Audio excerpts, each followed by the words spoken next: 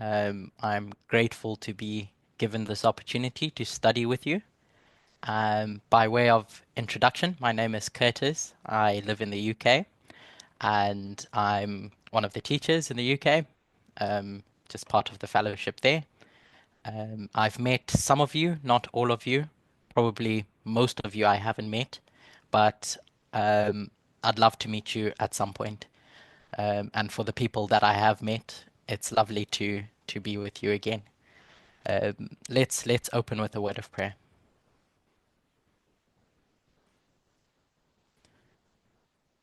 Dear God, thank you for the opportunity to study with your people.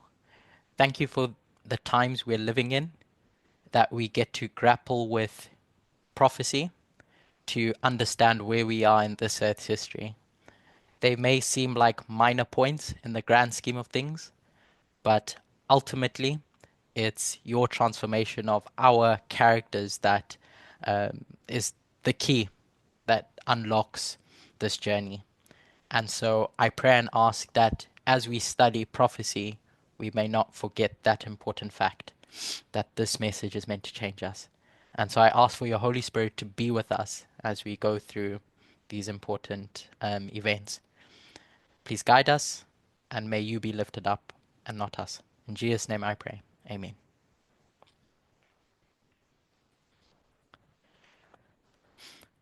So, for the past few weeks, months, I guess, um, I've been doing a series of studies building on a couple of themes.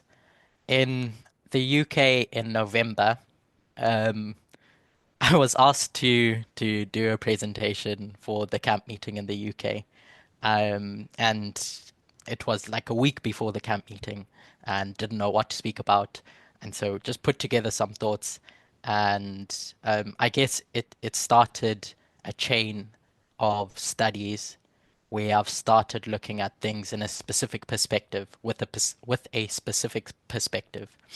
And in those studies, I went through the structure of Boston, Concord, Exeter in what I would think is quite a lot of detail. It's not new to us. It's something that we're familiar with um, from the Millerite history, and Elder Tess hammered it home time and time again. And so I think by the time I'm done teaching in various fellowships, people are going to be sick and tired of Boston, Concord, Exeter. Because for me at least, um, I think it's an important structure to understand how God's message works. And not only how God's message works, the compare and contrast would be how Satan's message works as it goes through a developmental phase. So I'm going to touch briefly on this structure again, and then use that as a platform to transition into other other themes that I think we can build on top of that structure. So as we go along, please feel free to ask clarifying questions about things that I may say. I might not be able to see hands too clearly, so just speak out and I'll try and stop and re-explain something that I've said at least. So in this framework, we, as we should be familiar with, we have this concept of different camp meetings that led the Millerites to October 22. And at the time, we would place a shut door at October 22. And so we developed this framework where we have Samuel Snow going through different camp meetings, first Boston, and then Concord, um, and then Exeter, and leading up to a shut door. Um, and we take this framework, and Aldateus demonstrates that you can see this framework in every single dispensation that you have bookended by major waymarks, if you will. So between on the line of the priests between 2014 and 2019, or on the line of the 144,000 between 2001 and the Sunday Law, whichever dispensation you're going to look at, a message is going to arrive um, at Boston. So there's a message, and we've overlaid another repeating pattern on top of this framework, which is that of an increase of knowledge and formalization. So that message is going to go through a phase of increase of knowledge. You're going to learn more about that message that arrived, that was unsealed. And then at some point, it's going to be formalized. It's going to be put in a package where all the key ingredients that are necessary to understand that message are put in place. And then you get to the shut door. So Elder Test defines it in this way that I've expressed it. Um, I'm going to refer back to videos that she's done, so you can, if you want to see this in a bit more detail, you can go there because I'm just going to skim over them. In Brazil, she touched on this idea of cause and effect. But how she related cause and effect there was understanding the cause and effect between the increase of knowledge and the formalization. And what she pointed out is that at the increase of knowledge, when this message is developing, there's something that God wants you to learn that God is going to use to test you. That's going to bring you to a point where you are going to be personally affected. So an example of that is the dispensation of 2014 to 2019, for instance, bookended by these two. And we have our increase of knowledge in 2016 and our formalization in 2018. And the reason why she's making this point is to point out that at the increase of knowledge, you have something that's, I'm going to say it badly, if you will. It's superficial. It's just putting in place planks. So in 2016, that would be the studies done on the King of the North and the King of the South. But once you get to the formalization, now that message that was unsealed at Boston is going to personally affect you. It's going to ask you to change. You're going to need to go through a change of behavior. And she associates that with the message of equality. And she shows this relationship between the studies of the King of the North and the King of the South with equality. I won't go through how she does that. But another example is with the 2520.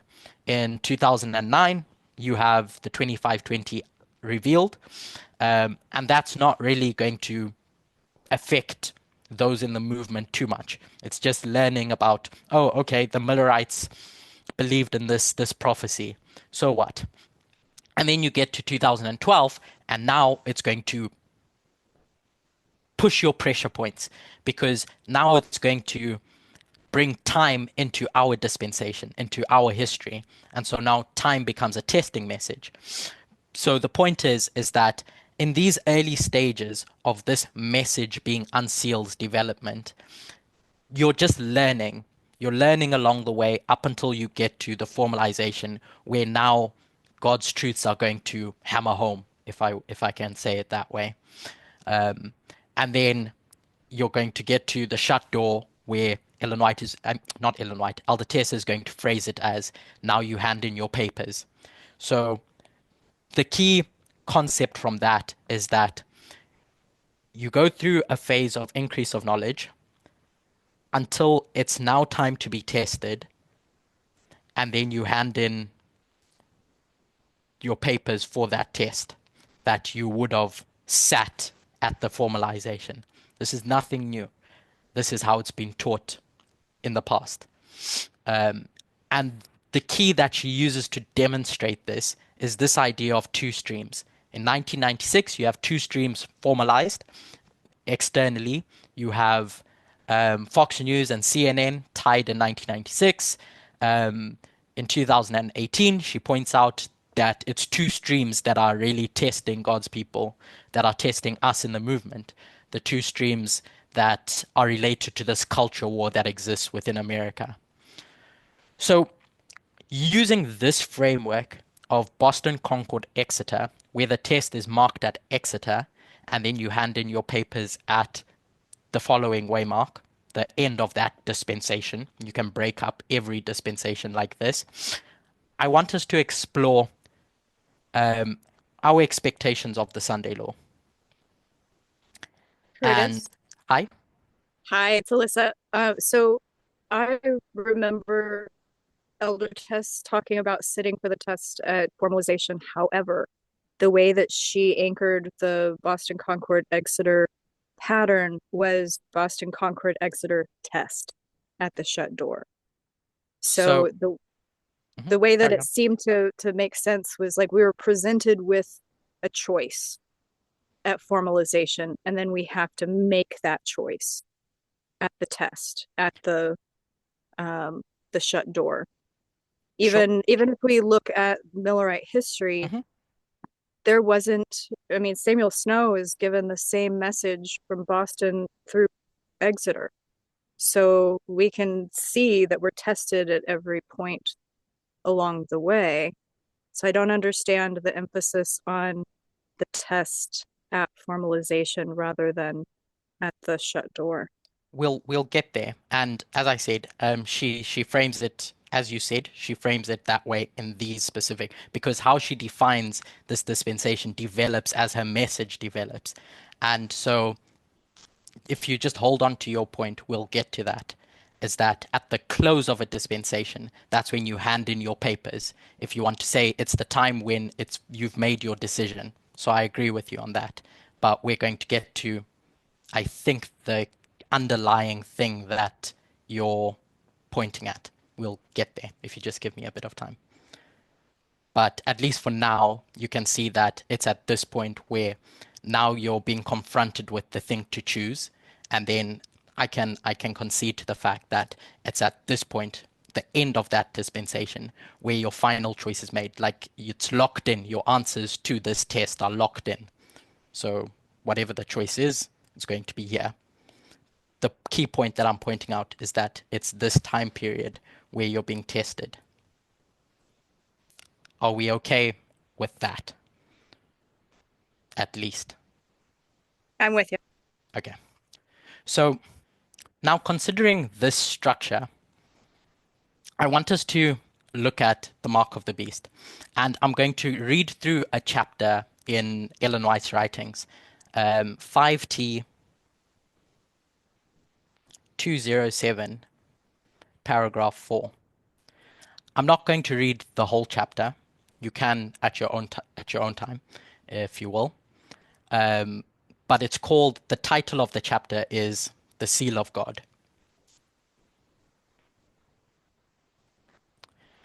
And Ellen White starts off this chapter by quoting Ezekiel 9, verse 1 and 3 to 6. And so I'll paraphrase at some points, but I'll read verbatim at other points.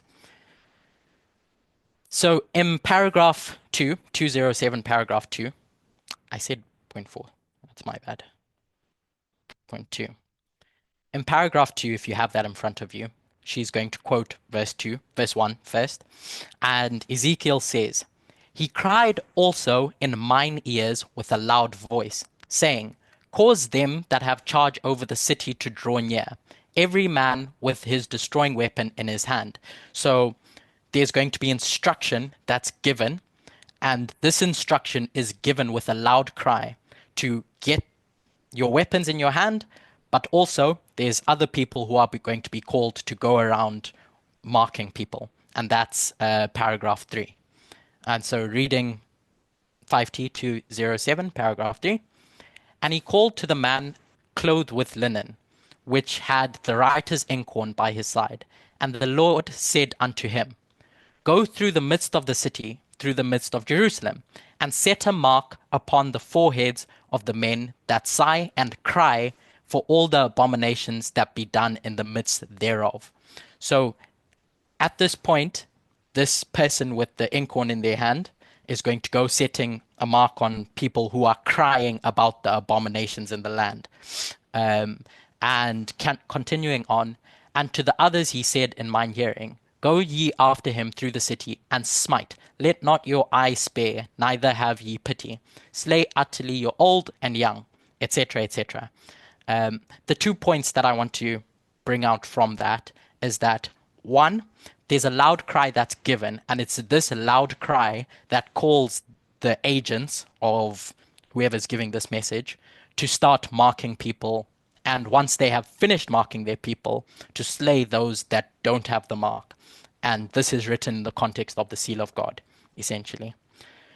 Going down a few paragraphs to paragraph to 212.3, Ellen White continues on saying, "The day of God's vengeance is upon us. The seal of God will be placed upon the foreheads of those only who sigh and cry for the abominations done in the land." Again, emphasizing the point that the seal is only placed for those that are crying loudly about the abominations. Going down in 213, paragraph 2, and this is the second last paragraph that we're going to read from this chapter. "Not all those who profess to keep the Sabbath will be sealed. There are many even among those who teach the truth to others who will not receive the seal of God in their foreheads. They had the light, they knew their master's will, they understood every point of our faith, but they had not corresponding works." The key is that first sentence that I wanted to draw out, that not everyone who professes to keep the Sabbath will be sealed. So keeping the Sabbath in that 1888 model wasn't a marker for you to receive the seal of God. So in 1888, you have someone who's going to church on Sabbath, they accept the Sabbath truth, but even still, there's a political issue with regards to Sunday and Sunday laws and etc. But even if you see that thing and you reject the false Sabbath that's being presented, and you go on to accept the Sabbath and you choose the right thing politically, it's still not a marker for you to receive the seal of God. And so Ellen White is making the point that even if you chose the Sabbath over Sunday, that still didn't necessitate that you get the seal of God. Going down once more to the last paragraph that we're going to read from this is 216, paragraph 1. She's talking about the work of preparation that's taking place, and then she says, "When the decree goes forth and the stamp is impressed, their character will remain pure and spotless for eternity." And so to understand the context of the decree that she's talking about, you have to read further earlier on in the chapter. And she's tying this to Daniel 12:1 essentially, where God says those that where Michael stands up and everyone their characters remain fixed, simplistically. So she's pointing out that you get to a point where Michael stands up, which we call the close of probation, and it's at this point where the stamp is firmly impressed and your character remains sealed forever. So this is where that seal or that mark is firmly impressed on the individual based on how they've related to the previous history, the prior history. At the camp meeting in the UK, when I had started these studies, I went to Daniel 3 and used this Boston Concord Exeter modeling to demonstrate this point that Nebuchadnezzar creates this image. So there's an image that Nebuchadnezzar creates. All the people are called to the plains of Dura, and they see the image, and now they're going to play their tune, and there's going to be a cry that's given to come and worship this image. And so there's a cry that's made, come and worship this image, or else you're going to receive judgment. And so the three Hebrew boys refuse to bow down to this image, and then they're thrown in the fiery furnace. So they receive judgment. This is exactly what our Boston Concord Exeter modeling is. It's at this cry where they tested, and they spend this time period deciding, what are we going to do? Are we going to bow down or not? And I think, as Alyssa was pointing out, is that their final decision is made, and they choose not to go in. And so now they're going to be thrown into the fiery furnace going forward. And so I guess this is where I'm coming back to where I said I would leave off.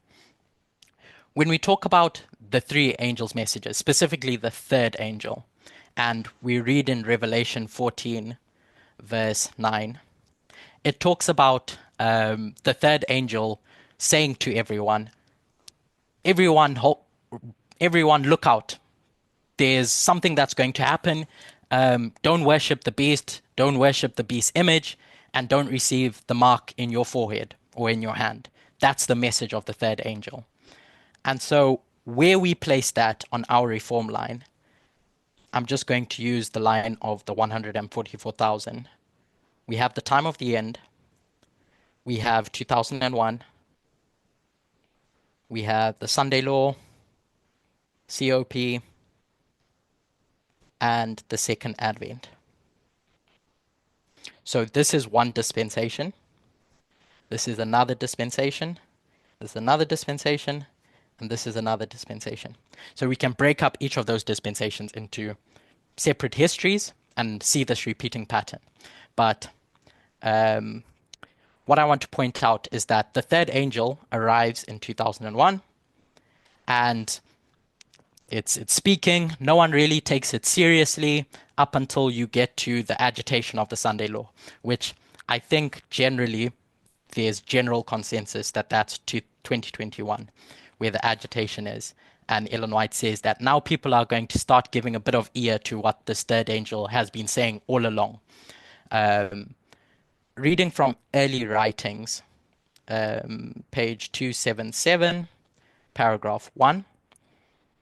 Ellen White, when talking about the Sunday law history, says that, and giving commentary about the angel of Revelation 18, says that she saw another mighty angel commissioned to descend to the earth. So this is the angel of Revelation 18, to unite their voice with the third angel. So the third angel is running in history all along,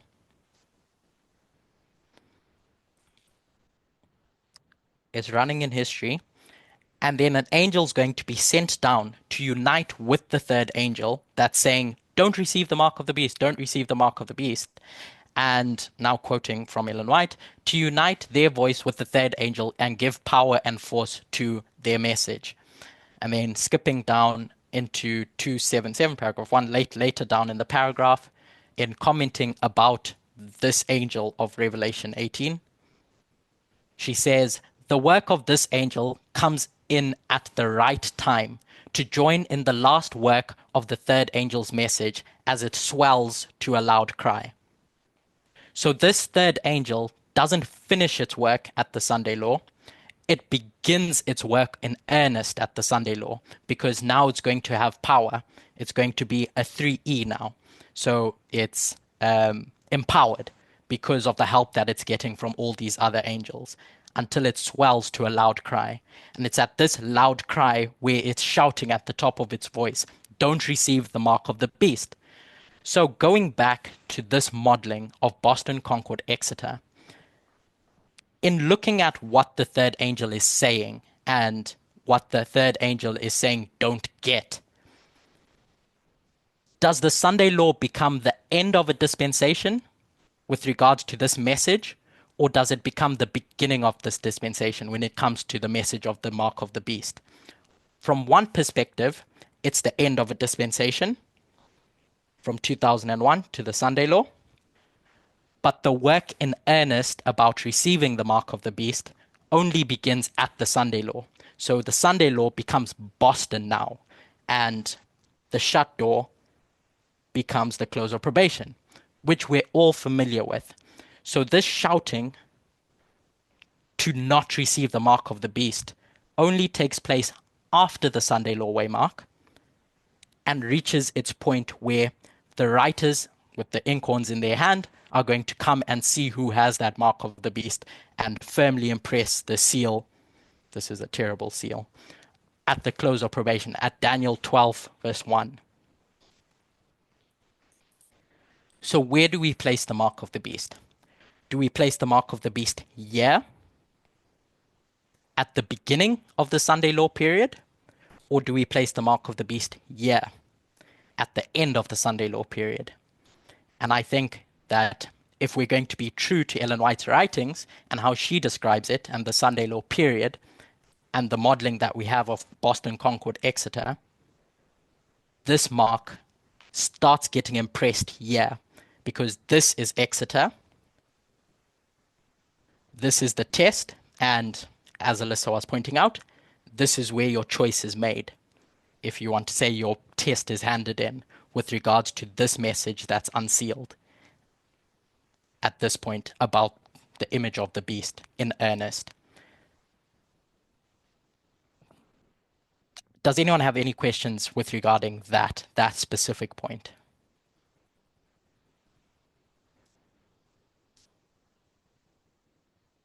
Okay, I'll move on. Curtis, how about Yeah. the quote from Ellen White about the Sunday law test being the great test? So when we think about the great test, we have to ask ourselves, which test is it?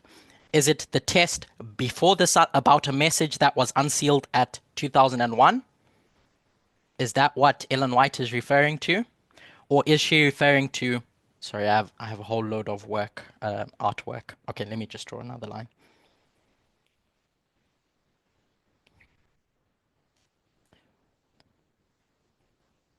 Is she referring to the message that was unsealed in 2001?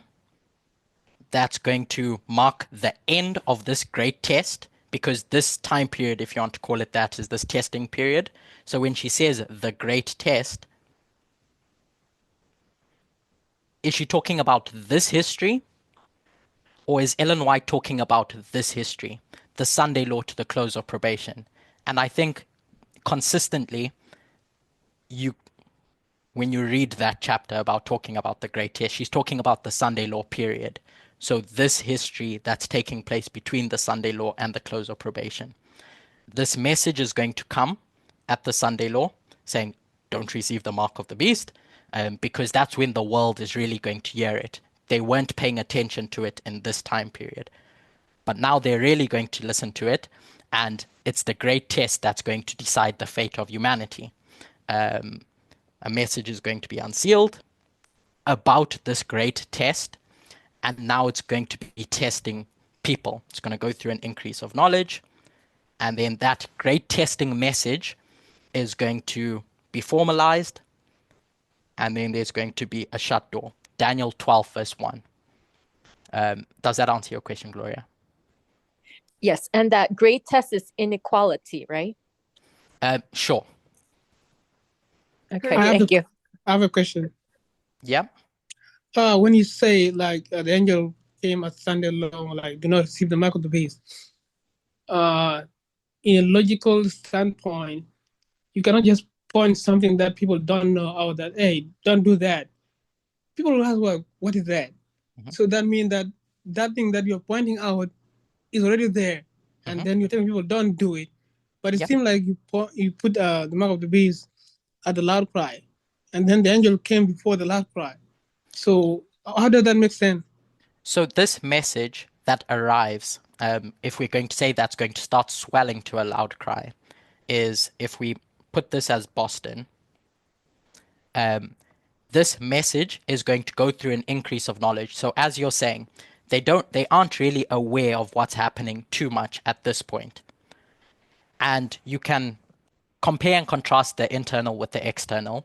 So internally, we're also growing till we get formalized. Externally, the political movements are also growing until they get formalized. So once they've had this time period to identify what the issue is, externally it's going to reach a point, and I'll refer you back to Elder Parminder didn't make the point, but he was discussing it at the international camp meeting with regards to where do you see everything. And the idea was that, or that was proposed, is that you see everything at the loud cry. So politically, the entities that are set up at the Sunday law are going to go through a period of growth, and then they're going to see everything. And internally, our message is going to grow until we're giving a loud cry as well. And that's when we can point to the world and say, okay, look at this thing that's been set up. You can see everything now. Now, don't do what this thing is telling you to do, essentially.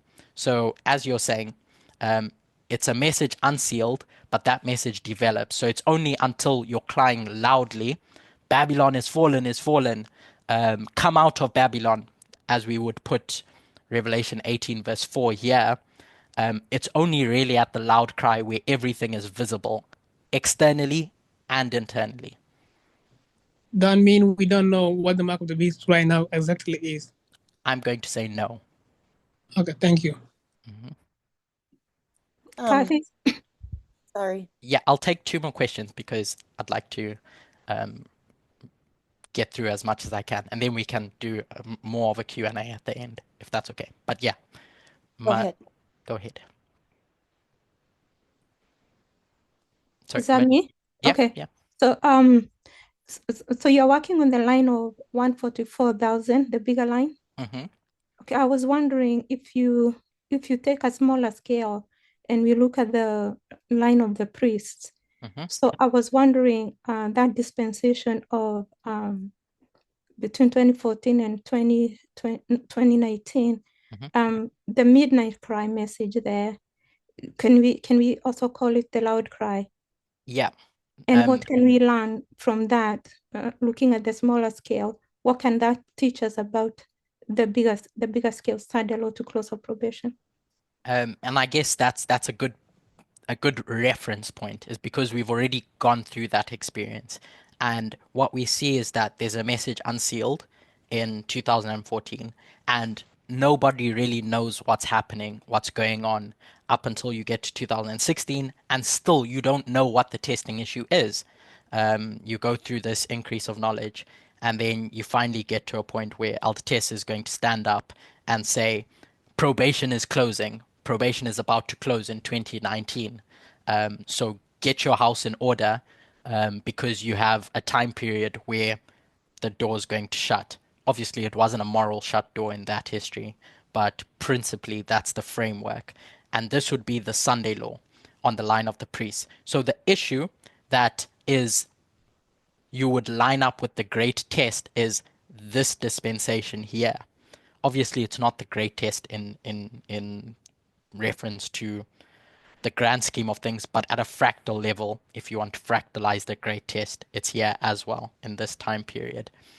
The thing that isn't the great test is the lead up to the Sunday law.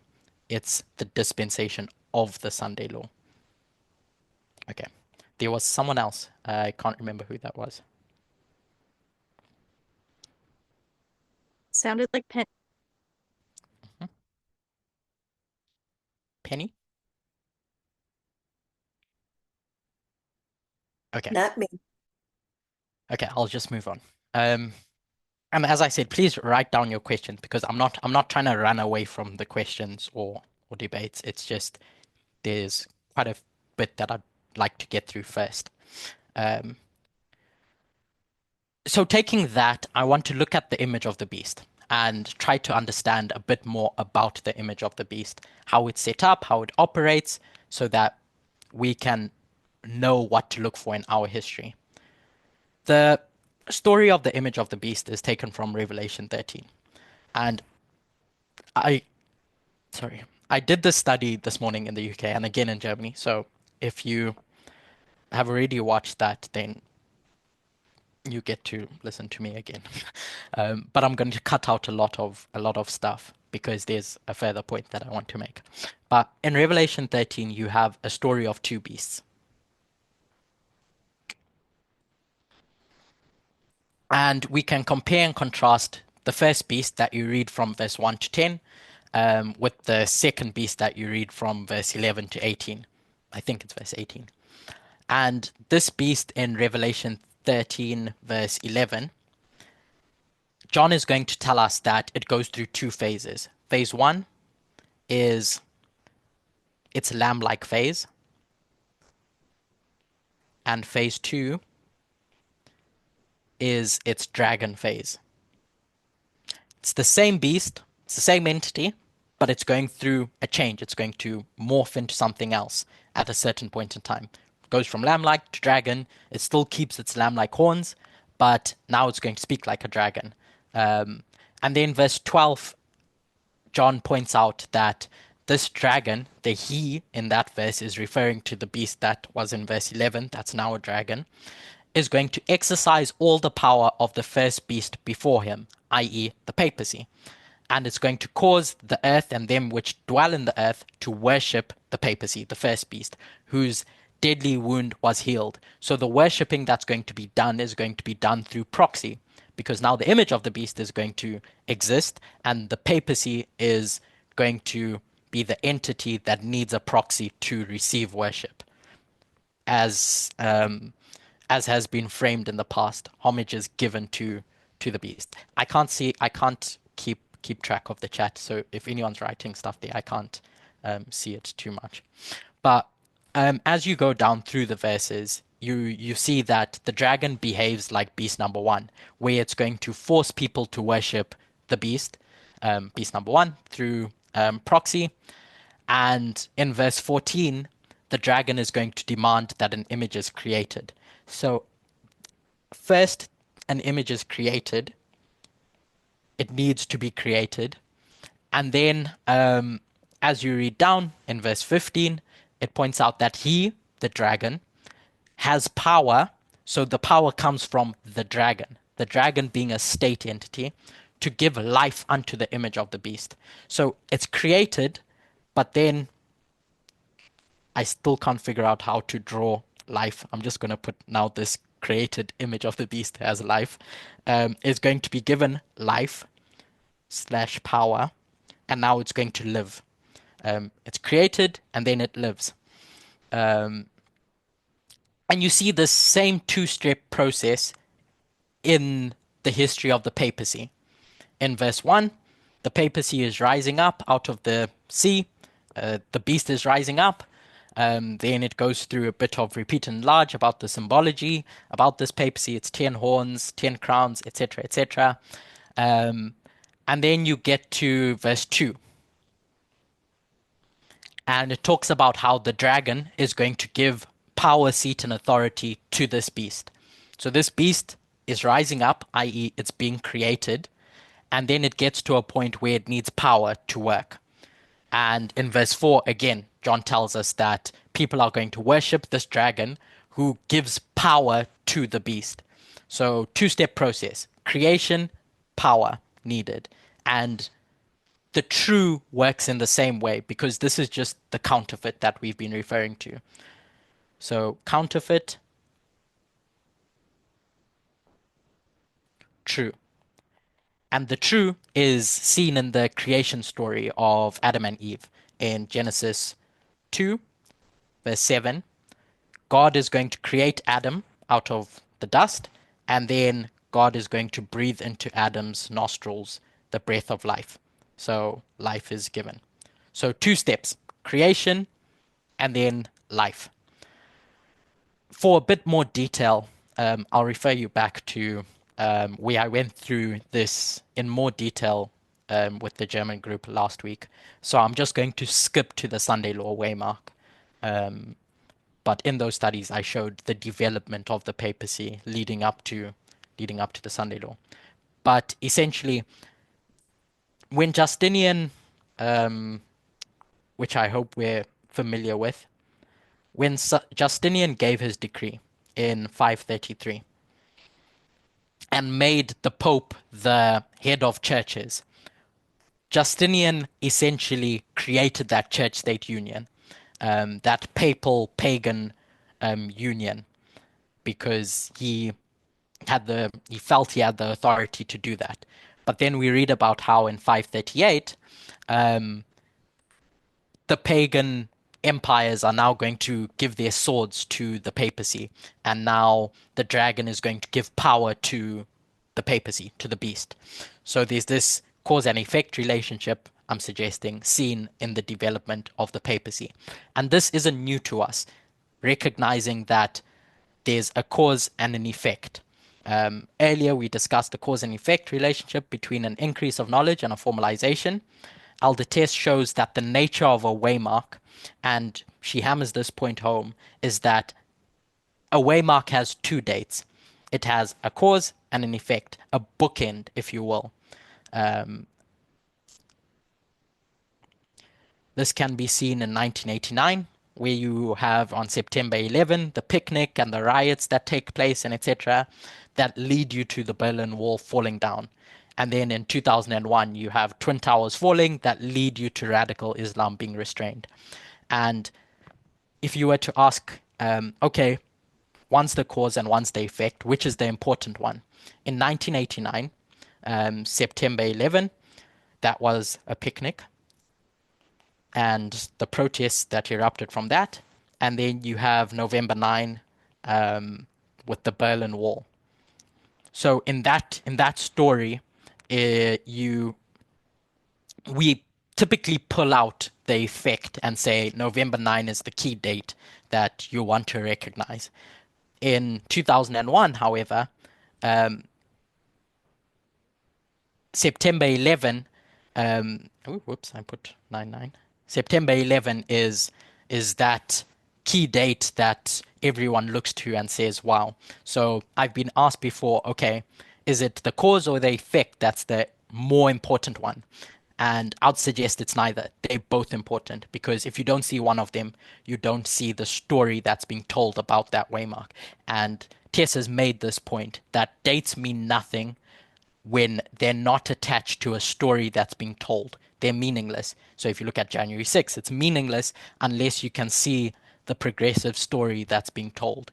So in our case, we get to our Sunday law, waymark.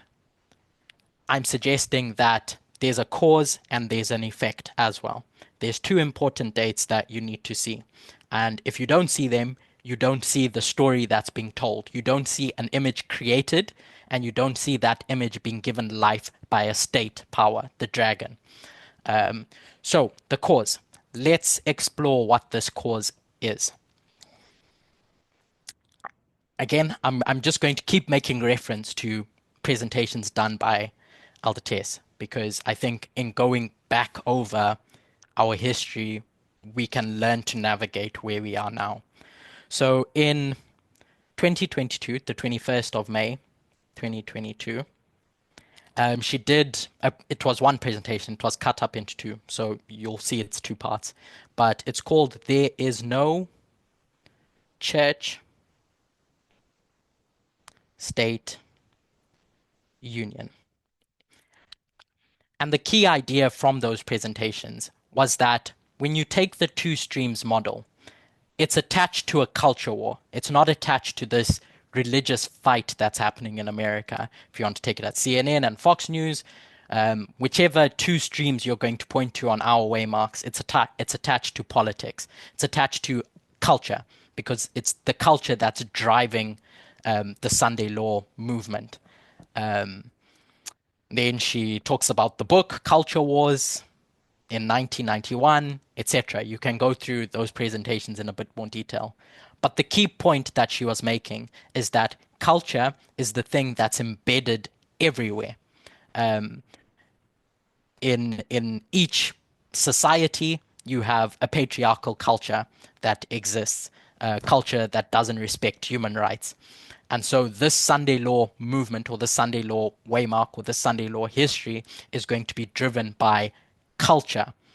And instead of looking at the churches as being the ones that are driving this Sunday law to bring us to the Sunday law, it's the culture that are driving us in that direction. So not just a church-state crisis. Now, you're going to ask me, okay, but we've learned so much about the evangelical churches and the moral majority. So do they not have a part to play in this? If we look at the issues of abortion in America, it's the churches, but it's also culture who are fighting for on one side of this issue. And as Elder Parminder has intimated in the past, my reconciliation of this is that culture and religion are really two sides of the same coin. They look to exploit people's desire for unity, if you want to frame it that way. But it's essentially the same thing, culture and religion. So going back to that story of the 10 years leading up to 1989, you have 1989 and you have 1979, and you have the moral majority in this history. this is a rhetorical question, but what is the purpose of having those 10 years before the time of the end if this isn't even within the time period that you're going to be where probation is going to be opened, where a message is going to come down? What's the point of having 10 years prior to the time of the end? And how it's been framed in the past is that if we were to take the USSR and America and their proxy war in Afghanistan, for instance, Adventism was meant to recognize that and see that, oh, the time of the end is coming. So it was to let them know that there's a big event that's about to take place. And if they had recognized this king of the north, king of the south battle, they could have seen that the time of the end was coming. Now, with regards to the moral majority, we have a whole decade of evangelicals seducing the Republican Party to align with their moral and social agenda, because Jerry Falwell recognized that he needed a conduit. He needed a conduit for the principles that he believed in. He needed to embed this religious ideology somewhere. And so he finds the Republican Party is the best place to do that under the administration of Ronald Reagan. Again, Elder Tess has gone over this in quite a lot of detail. There's a reason why Elder Tess has gone on and on and on about the fall of the Republican Party as seen in the various waymarks. If we compare and contrast us, so God and Satan, God first takes a message to the church and then to the world. And the reason why God takes a message to the church is because God needs to pull out a group of people from the church, the stone, if you want to call it that. So God is going to form their new church that are going to take their message to the world to say, come and join my movement, come and join my church. Comparing and contrasting how God operates with how Satan operates, you find that Satan works in the exact same modeling. Satan is going to appeal to someone because Satan needs a church that's going to be used as the thing that's going to take a message to the world. It's the same dynamic. So, again, a rhetorical question. If in our history, under this history of a culture war, if the churches, evangelical churches, do the work for Satan, who's going to listen to them? Who's going to listen to your evangelical churches in modern society? There have been many polls done by different research agencies that point to this decline in religious affiliation, specifically in America.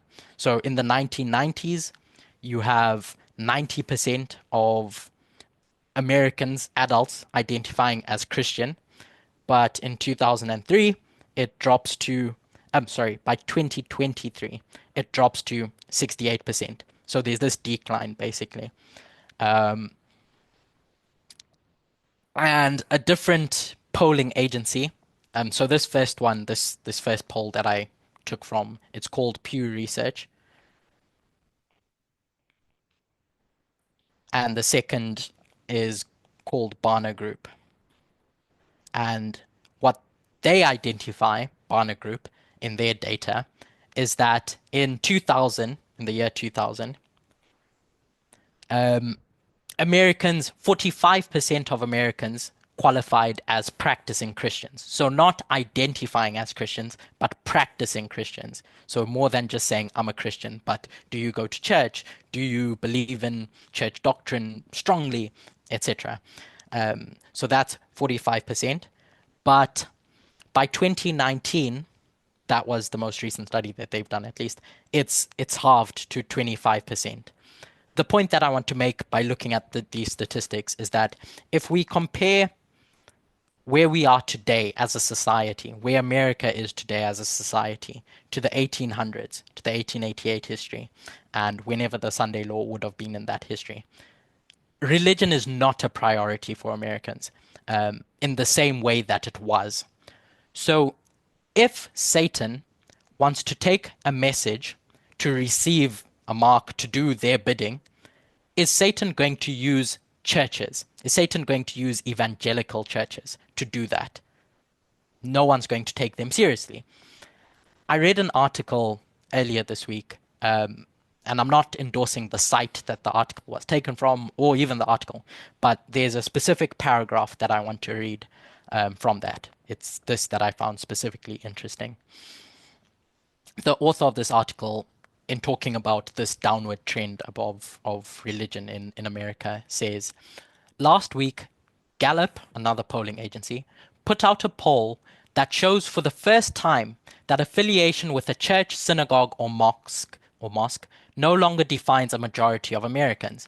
In 2 decades since the turn of the millennium, religious affiliation has gone from around 70%, where it stood more or less since the 1930s, to a mere 47%. You'll see discrepancies by different polling agencies. But the key point is that you see this downtrend. Anyway, among millennials, only 36% say they belong to an organized religion.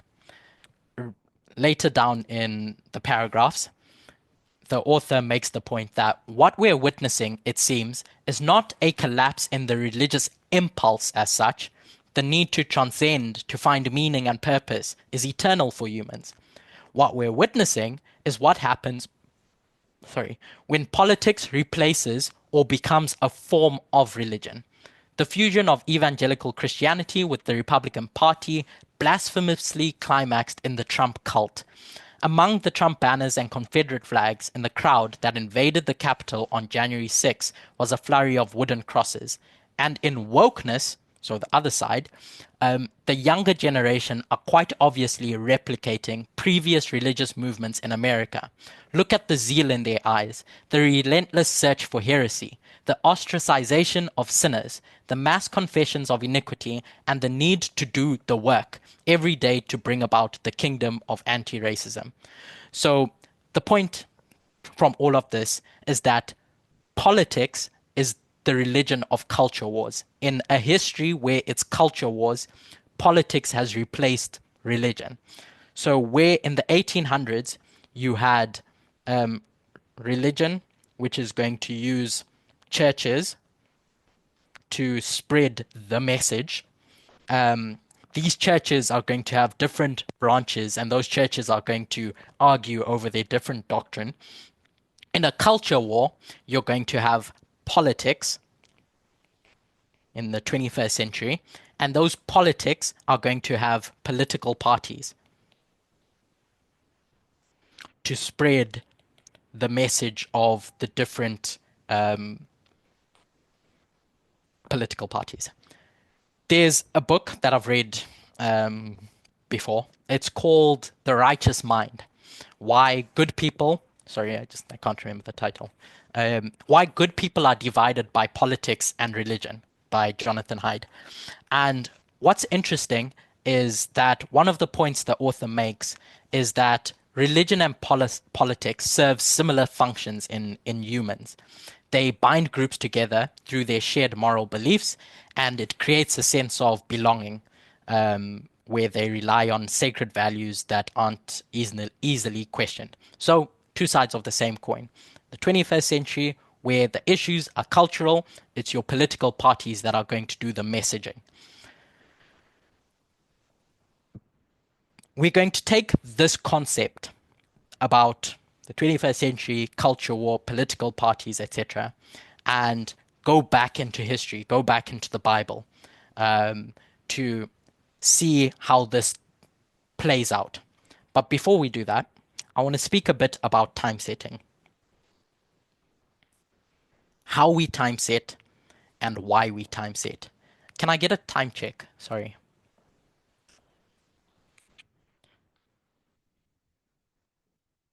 How much time do I have left? Sorry. 30 minutes, I believe. Okay. Just about. Okay, great. Thank you. So, time setting. So, time setting is an interesting thing, especially how we do it, how we've done it in the movement at least, because we don't have specific Bible-based time prophecies to time set. The Millerites had the 2300 days. And Adventism generally accepts that because it's specifically about time. It's embedded in the Bible to talk about time. What Adventism doesn't accept is the 2520.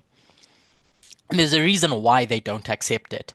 It's because it's completely unrelated to its original context. So the Millerites are going to dig into Leviticus 26 and see the severity of punishment escalating, and Miller's going to turn that around and say, this is a time prophecy. You can take that thing that has its natural story and you're going to turn it into a number. So in Leviticus 26, it's severity, the 7 times at least. And then William Miller is going to change it into a number, 2520. And generally, we have come to recognize that you can do that. That's what Adventism doesn't accept. That you can use words, turn them into a number, and use that number to time set. Parminder does the same thing. Elder Parminder does the exact same thing. How he comes about the 1 to 6, one of the ways is going into Daniel, seeing Mene Mene Tekel Upharsin, unrelated to numbers, unrelated to time. It's all to do with judgment and weighing stuff, weighing Belshazzar and saying you're found wanting, you're weighed in the balances, etc. But he sees that, changes it, and now it becomes a symbol to time set. And that's how he comes to 1888 and 1989 when he does his studies in 2012. How we time set to 1863 is even more ludicrous because we look back at Millerite history and say that if they had done a chiastic structure, they could have recognized that 1863 was the year that Jesus was going to come. Adventism for sure would not accept that you can time set using chiasms. And in fact, I don't think anyone's demonstrated this in our history, but you can do the same thing with the 1 to 6 and how we get to 2021.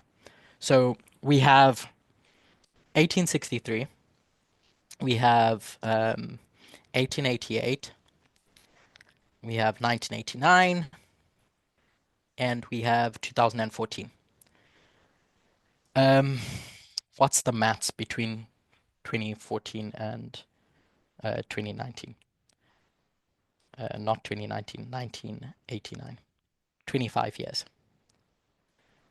And this is also 25 years. And then, so this 2520 that we expect the Millerites to have had things figured out, when they use their chiastic structure, they go to 723 BC.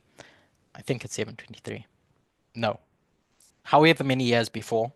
And they point out that if there was a prophecy that was given that predicted the fall of Jerusalem, that in 65 years, it's all going to come crumbling down.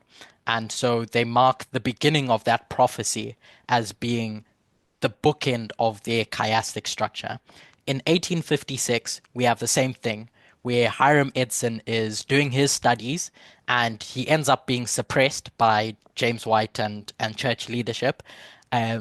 But the point is that in 1863, if he had continued on with his studies about the 2520, there could have been a prediction about what to expect in 1863. So 1856, we have a prediction, and if you complete that chiastic structure, it's 7 years, 7 years, and that could have we could have figured out the second advent on the line of the priests if we just followed the same rules. What I'm pointing out by all of this is that the way we use time in our history is profoundly different to the way Adventism would feel that we should. We take something that is completely unrelated to time, we use it as a symbol, and then we change it. And then that thing becomes the thing that you're going to use to time set. It's numerical symbology. It becomes a symbol, that you're going to use to find a point in time that you can compare and contrast. What's worse in inverted commas, is taking 273, randomly talking about Levites, and going back into history and then talking about Pyrrhus and using that to compare and contrast. I'm just pointing out that all of these things that we do are valid because you take something, turn it into a symbol, and you're going to use that symbol, unrelated to its original context, to turn it into time. Again, I'm going through different things, but I'll tie them together at the end, I promise. I'm guilty of doing this many times, and so people generally get lost when I teach. But if you just picture everything as a puzzle, I promise it's all going to fit together. This past week, someone asked me a question about Raphia and Panem. I don't know if they're here, actually. But they asked me a question about the King of the North in Raphia and Panium. And I started looking at these old studies again. And unfortunately, I didn't end up answering their question, but it led me down another path. And so I want to take us back to some old studies, because as I've said time and time again, it's in the old studies that I think we can find truth. So Daniel 11, verse 11. The king of the south is going to be moved with choler and is going to push against the king of the north, and the king of the south is going to win. When these studies were being developed, we recognized that this can be tied to Raphia, the Battle of Raphia.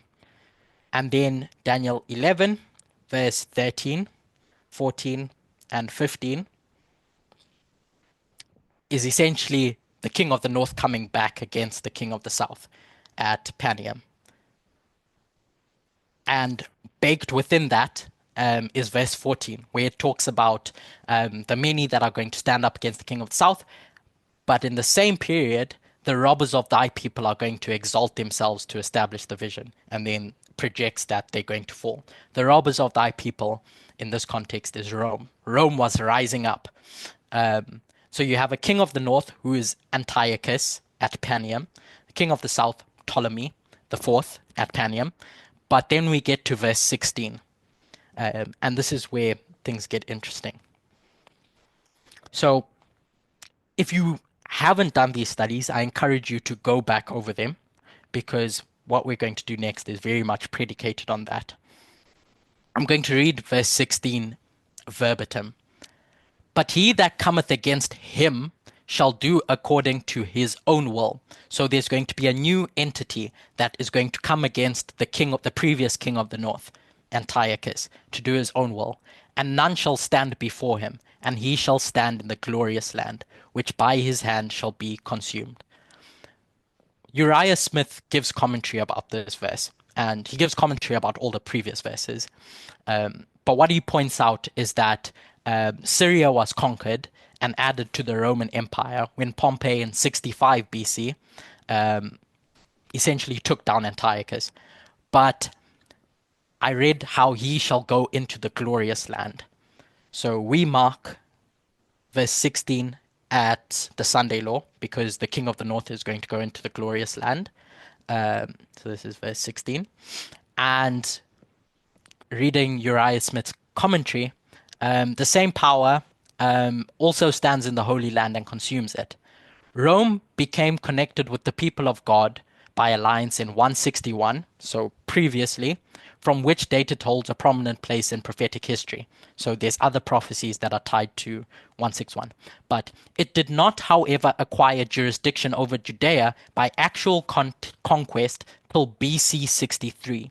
So 63 BC is where Rome is going to go into the glorious land. So you have Raphia,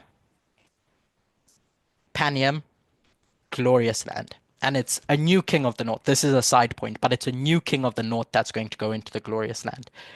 Raphia took place in 217 BC. Panium took place in 200 BC. And this going into the glorious land, which at the time we marked as the Sunday law, took place in 63 BC. While Rome is marching into the glorious land, this was Pompey. Pompey was emperor at the time. While Rome is marching into the glorious land, something else took place in 63 BC. And that's what I want to focus on. Often we mark Julius Caesar at the Sunday Law due to his status as being a dictator. But there's other reasons why I think we can mark him there. And it's this history about 63 BC. So I'm going to read from Wikipedia. In 63 BC, Caesar stood for the praetorship and also for the post of pontiff. I did this morning and I would have thought that I can say this properly, but I can't. Pontifex Maximus. Yes, Pontifex. Thank you. Pontifex Maximus. And this role, or this post, was the head of the College of Pontiffs and the highest ranking state religious official. In the pontifical election before the tribes, Caesar faced two influential senators.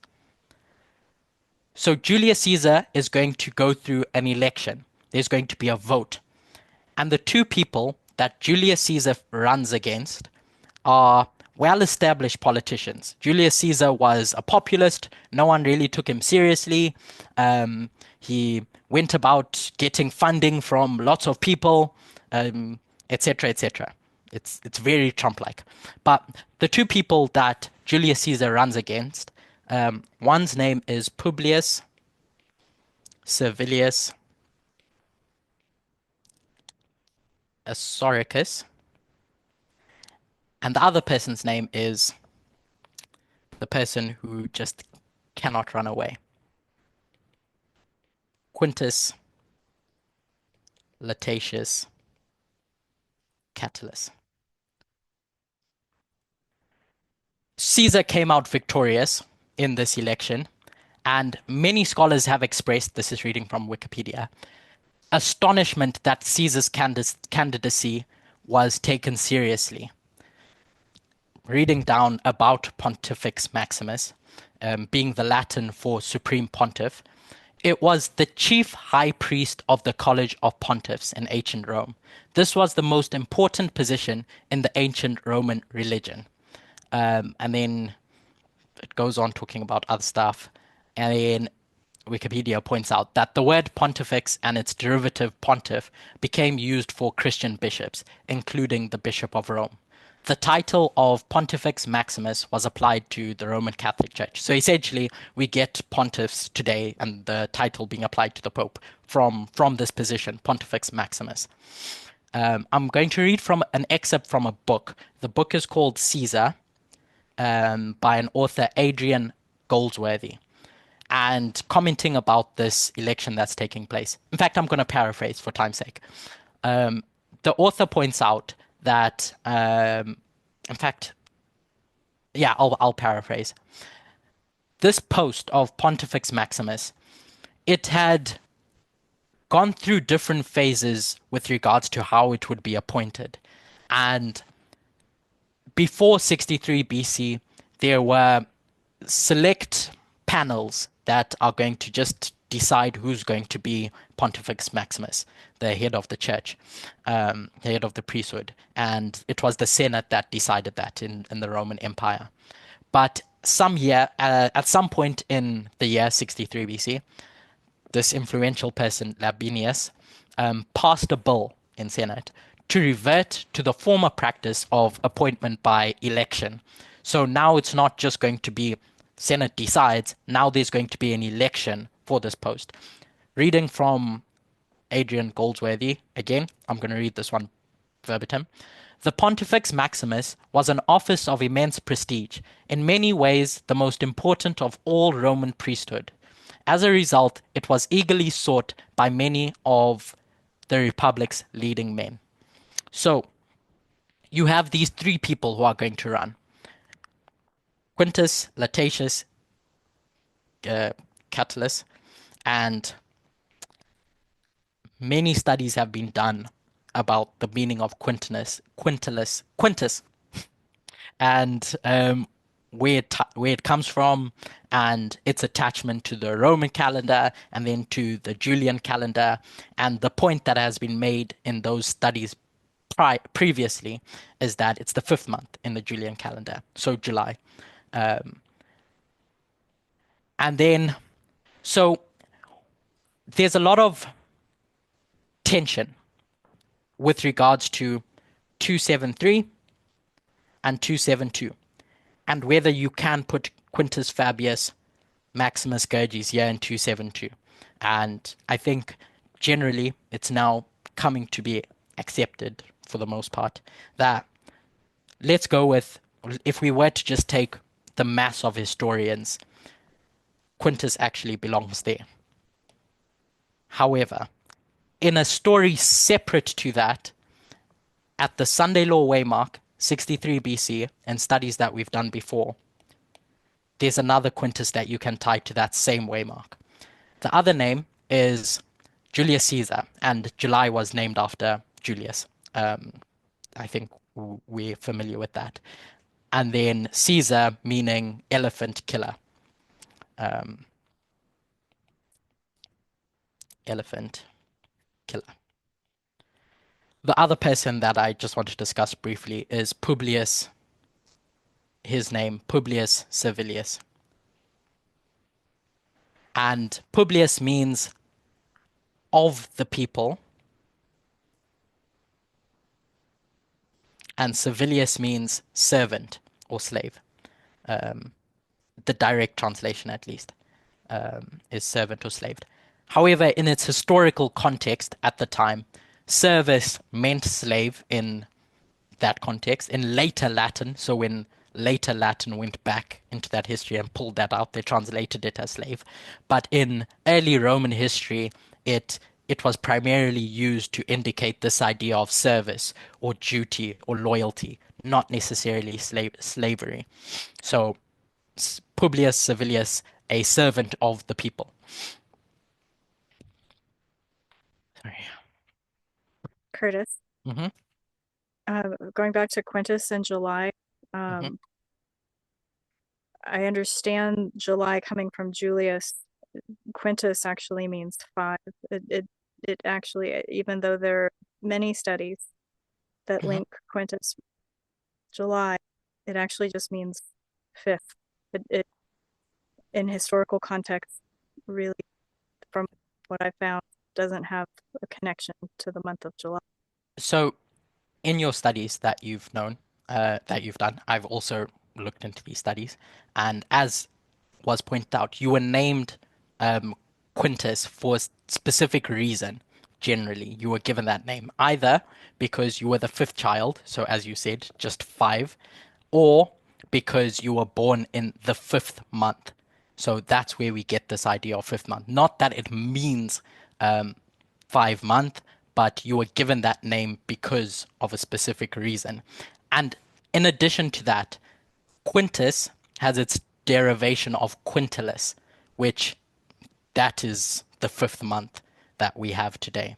So those are the steps that you get. It's not because Quintus means 5th month. It's because it's attached to 5th month in quintilis. So the root word of Quintus is quintilis, and quintilis was the month that Julius Caesar is going to change to be July. So that's how you get July. So I brought like a lot of acrobatics. Sure.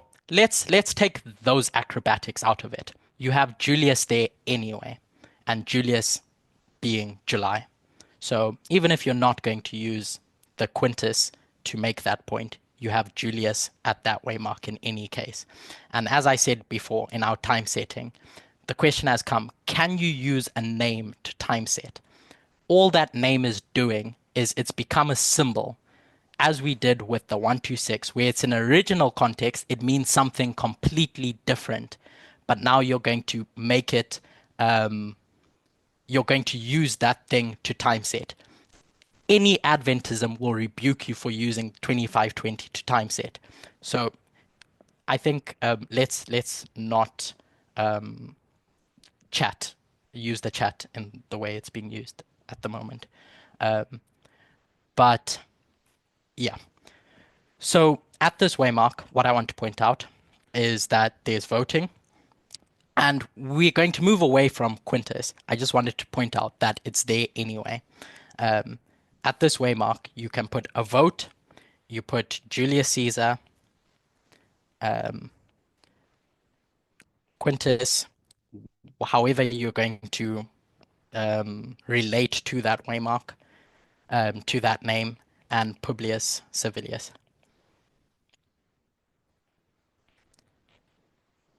So you have these characteristics that will go at 63 BC, which lines up with the Sunday law. Curtis? Yeah.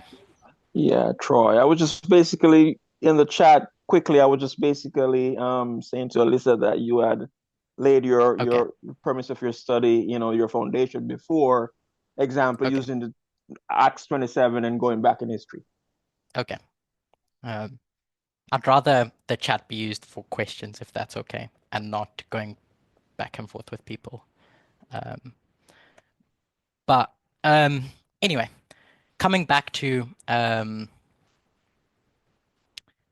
what we were talking about with regards to political parties and existing within a culture war. So just keep this in your minds, what we've done with 63 BC and the vote with Julius Caesar, this Quintus guy, and Publius Servilius. I want us to consider that at the Sunday law, there's a message that's going to come. And that message is essentially Babylon is fallen, is fallen. And so I want us to think about what falls at the Sunday law that represents Babylon in a culture war.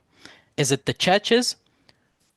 When the culture war, as we discussed before, the entity that's giving the message for this culture war. In the Dark Ages, from 538 to 1798, you have the Protestants rise up. The Protestants are going to fight against the papacy. They're going to do God's work, if you will. And then after 1798, the Millerites are going to come, and the Protestants are now going to be antagonistic towards God. So now they're going to turn their backs on the work that they did in the Dark Ages, and they, instead of protesting Rome, are going to essentially go back to Rome. And that's why you have this message, Babylon is fallen, because the Millerites recognize that they stood here, but now they've fallen here. So they can only fall if they were standing at some point. So now in our history, we have our Dark Ages, if you want to call it that. Sorry, Curtis, can you say that again?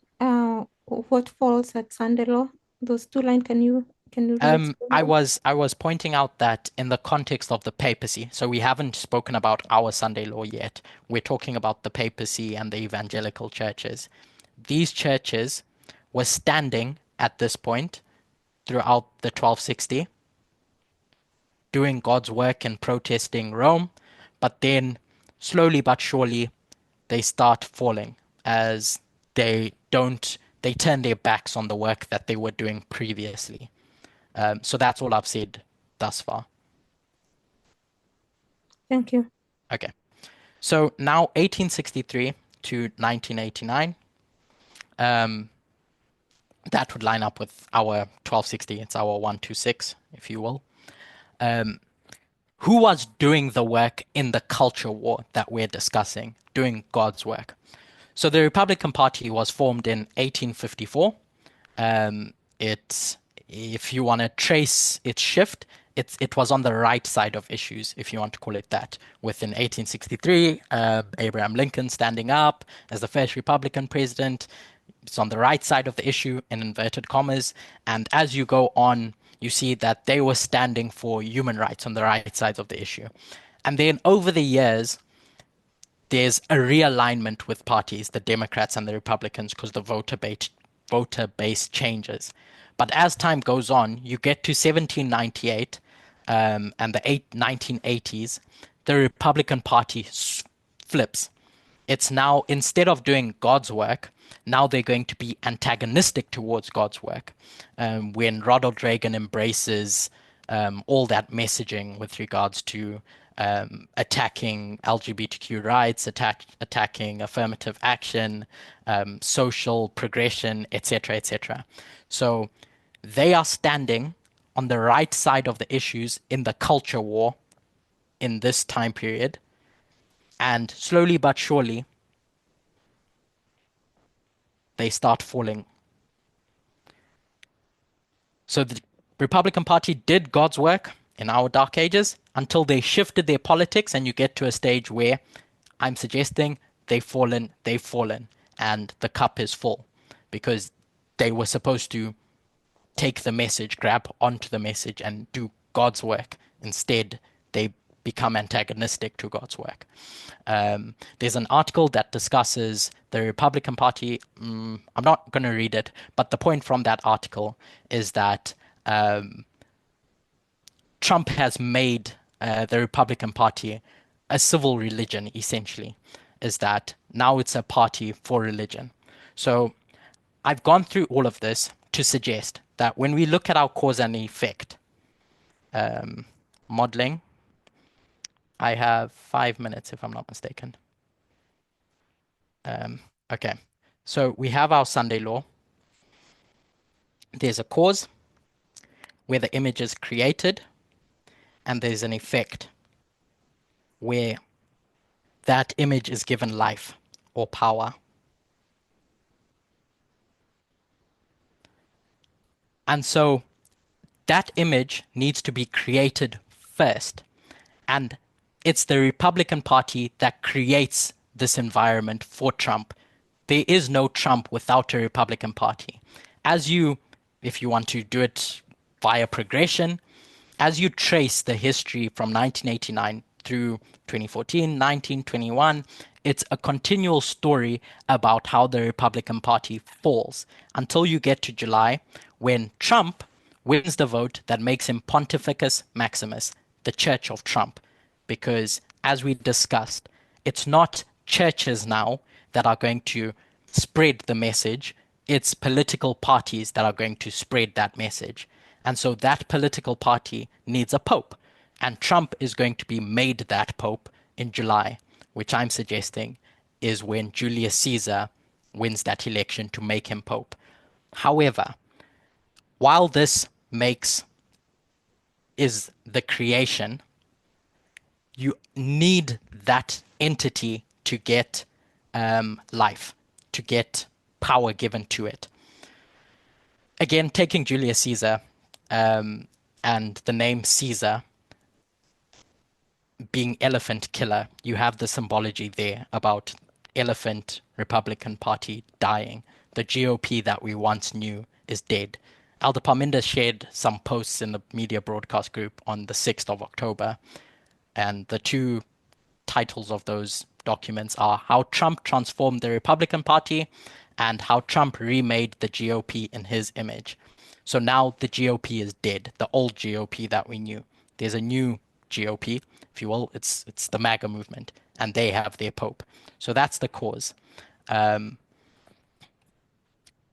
We've gone through quite a bit, so I'm just going to jump to the conclusion of what I think the effect is that in Daniel 3, it's a story of representation. So the image is created by Nebuchadnezzar, and Nebuchadnezzar is going to call the officials to the plains of Dura.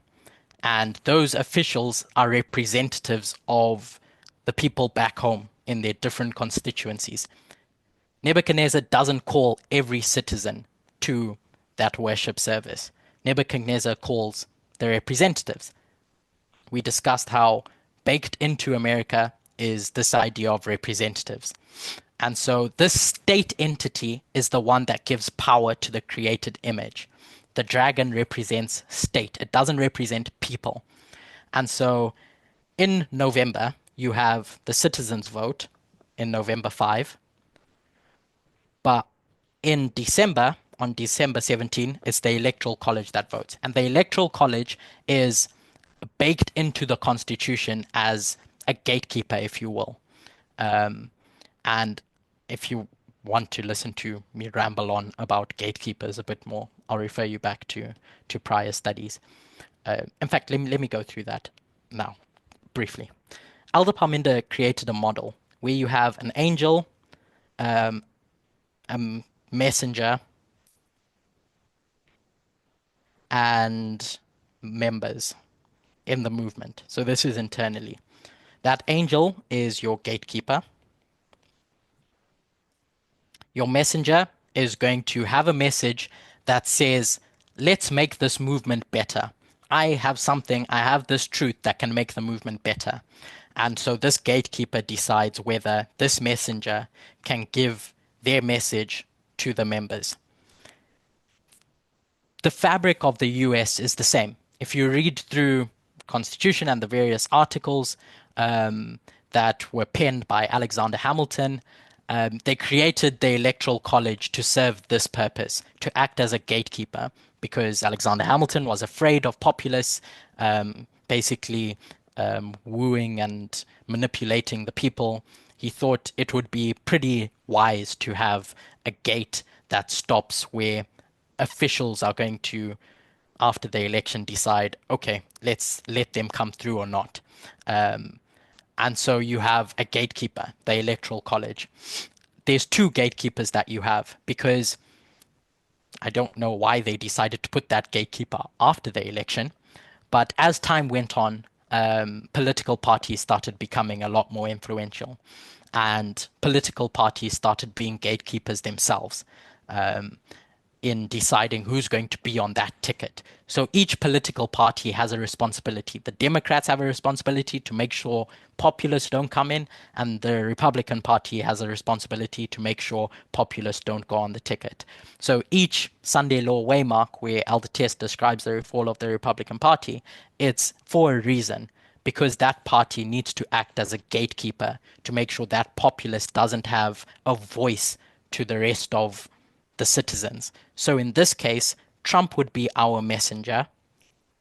Our gatekeeper would be your institutions, your Electoral College,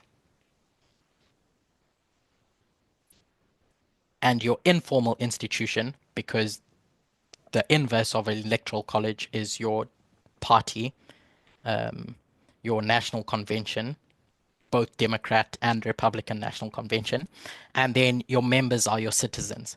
So Trump is going to have a message that says, let's make America great again. And Trump has to convince these two that, okay, let me speak to the citizens now. Let me get access to them. And so you can go over Elder Parminder's study where he discusses it internally with regards to an angel messenger member. And I'm taking that framework, and I see that America operates in the same way with regards to its electoral system.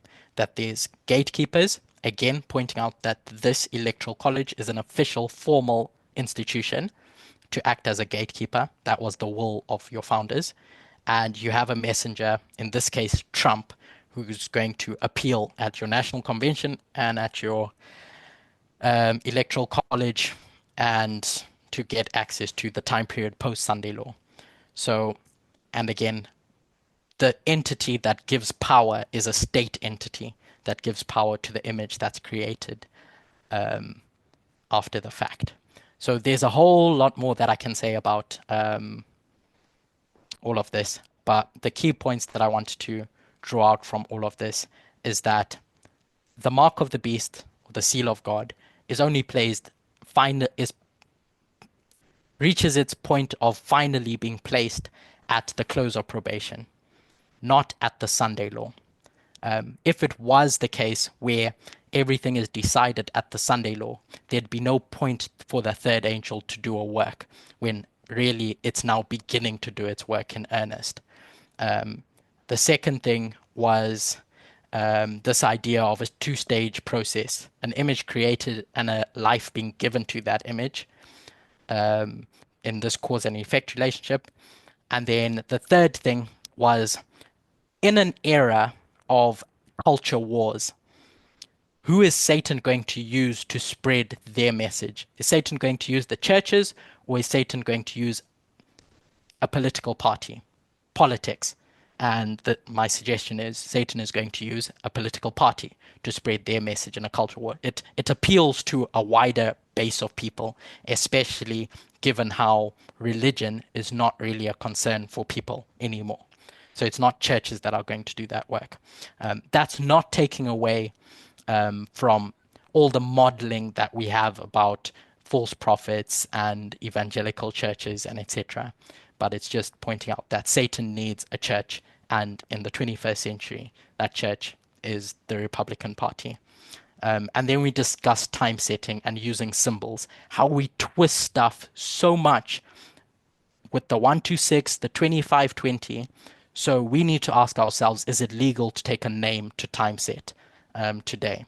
And I'm going to say, if we're going to be honest about how we've done it in the past, it's perfectly legal to do it now, where you turn something into a symbol and use that to time set. And then we went through this history of 63 BC, and we see three different people representing three different things. Quintus, Publius Servilius, and Julius Caesar, the elephant killer. And we closed in making this, well, I'm closing in pointing out that there's this appeal being made by a messenger, Trump, to your institutions, informal and formal institutions, to give their message to the citizens post the Sunday law. Okay, I've gone through a lot, and I said I would try and bring the different things together. I hope I've done that effectively. I may not have, but does anyone have any questions?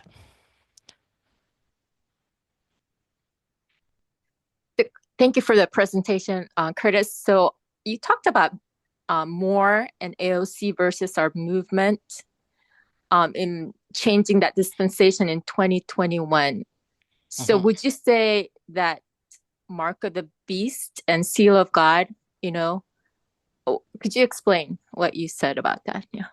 Okay, so I didn't mention it in this study. So for anyone else that might be listening, I didn't mention it now, but it's from a previous study. And the point that I was trying to make at that point was that in the line of the Nethinims, between 2014 and 2019, you have their plowing. And the entity that's going to come, the first angel, is symbolized by Moore and AOC. They're going to do the work for the Nethinims to plow them. But consistently, with every Sunday law waymark, you have a change of leadership. So their Sunday law would be 2021, I think. No, I may have messed that up. But the point is that you get to their Sunday law, and then there's a change of leadership there as well. No, I didn't mess that up. You get to their Sunday law, and there's a change of leadership. And so now this first angel is going to be antagonistic towards the message. So they're not going to help you. They are going from being the true stream to being the false stream in this history. And so when you get to the Sunday law history, because this is Daniel 11, verse 41, in this time period, are the people represented by AOC and Michael Moore and everything that entails? Let's just say progressives, the left in America, are they going to be on the right side or on the left, on the right side or on the wrong side? And I think from this modeling that we have of the first angel and the change in leadership, they become antagonistic towards what God is trying to do. So now from COP to this to Daniel 12:1 during their harvest, in this time period, I'm just going to put on top here Sunday law because it may be confusing. From the Sunday law up until Daniel 12:1, are the left represented by the good stream or the bad stream?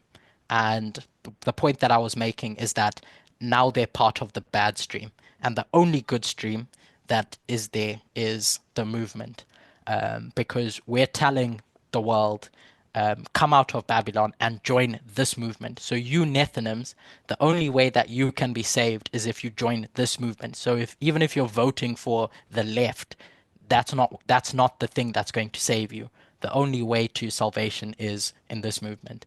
And I've referenced other studies that made this point.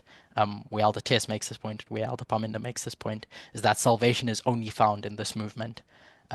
So the reason why I had brought that up is because of this, because of the election that takes place on November 5, where the two choices you have are Kamala Harris and Trump. And in the story of salvation, not in the story of politics, in what your civic duty is, in the story of salvation, for the Nethinims, what is the right stream? Neither of these options are correct. The only correct choice that they can make with regards to the story of redemption from 2021 onwards is this movement. That's the only correct stream. And so to receive the seal of God, it's by listening to this movement that you receive the seal of God. You don't receive the seal of God by listening to a full stream of information, because now the left, the first angel, and everything that's characterized by the first angel are going to be part of the full stream. So for us as priests, 2014, that's our Sunday law. You have FFA being first angel, if you want to call it that, and the leadership changes to Tess/Parminder, and now the two streams are where you should have been listening to the first angel. That first angel now becomes the bad stream, and there's new kids on the block, if you can. I'm going to use that phrasing to represent the good stream. And so salvation in the movement, redemption in the movement is this choice here. It's no longer this first angel. Yeah, that's the point that I was making in those studies. We didn't discuss it today, but in previous studies that I've done. I have a question. Well, I have many questions, but so in relation to what you're just saying now, who's giving a message to Nethinims? I mean, if I understand that the Nethinims have to come, that the only salvation is through this movement. I get your point there, but I'm wondering, we're not doing any public evangelism, and I'm wondering how many Nethinims in quotation marks are paying attention to this movement. I think that's a question that I'm going to defer to Parminder in talking about salvation, because what we do with our lines, we have to remember what we're doing is that we're taking a structure, and that structure is talking about prophetic issues. So when we think of the gospel, once we start shifting the route to heaven, I think we can get into dangerous waters, i.e., that it's enough to just be a good person without accepting Jesus Christ as your Lord and Savior.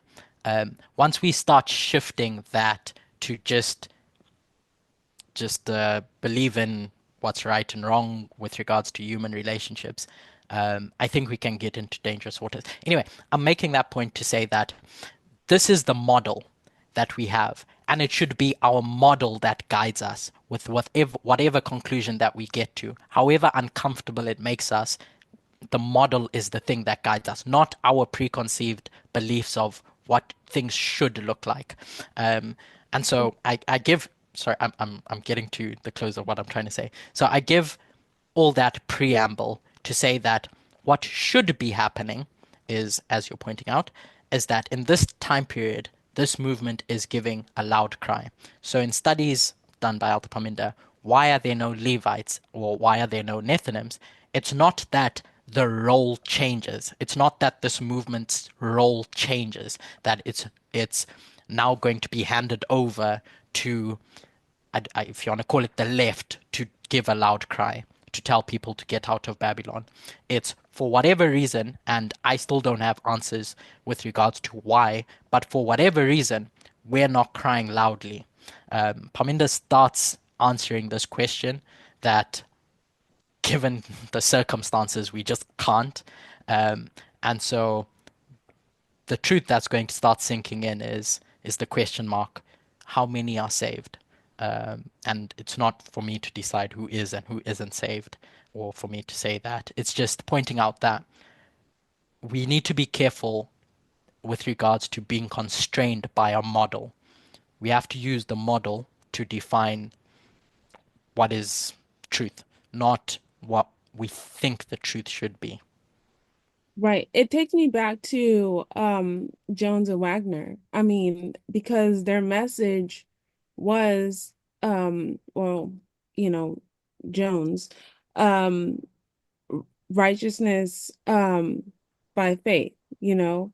And it was Christ, righteousness by faith, Christ within you. Basically, what I'm saying is like human rights. It was standing for, it was another way of presenting equality. Sure.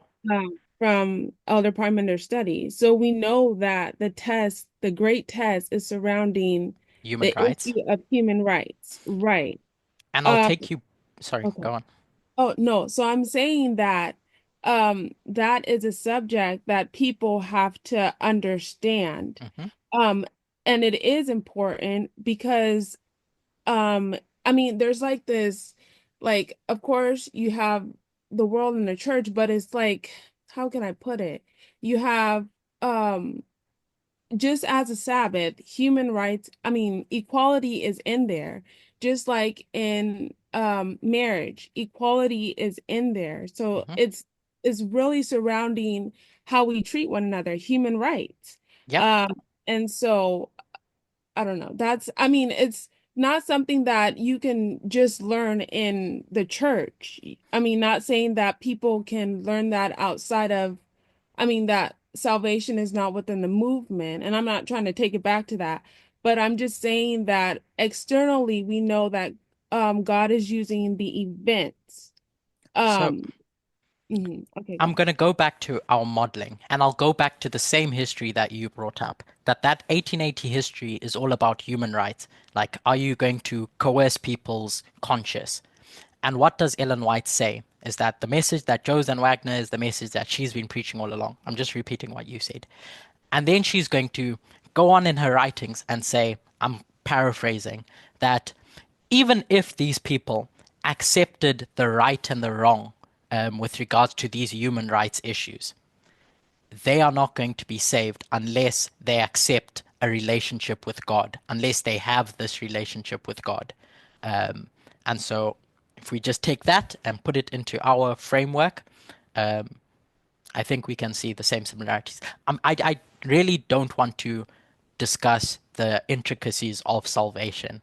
I'd rather it remain a prophetic study where we discuss what the lines are and what the structure is. That's more so what I'm interested in, because once you start going into the salvation route, there's different dynamics that start playing out. So my last question and connecting to this is, I mean, the great test. So, I mean, as far as the great test, it sounds like you're saying that there's still a test that comes after the great test.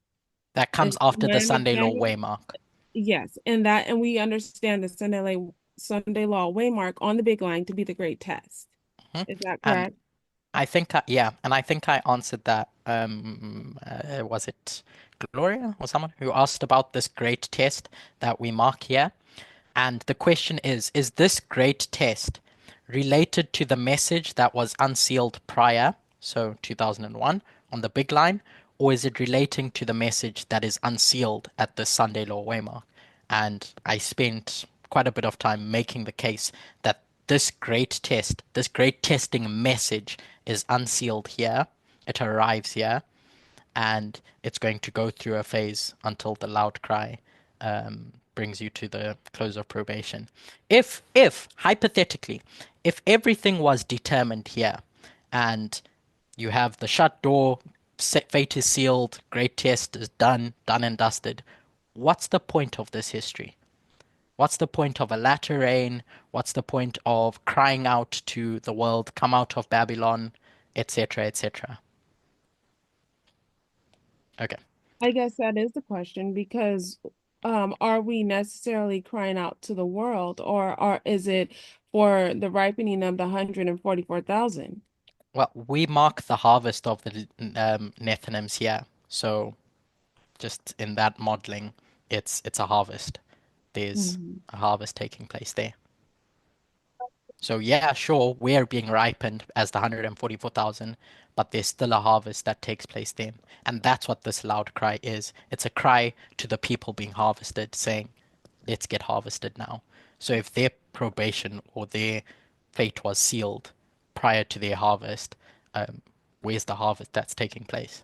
So we're giving a cry to the people, to the Nethinim?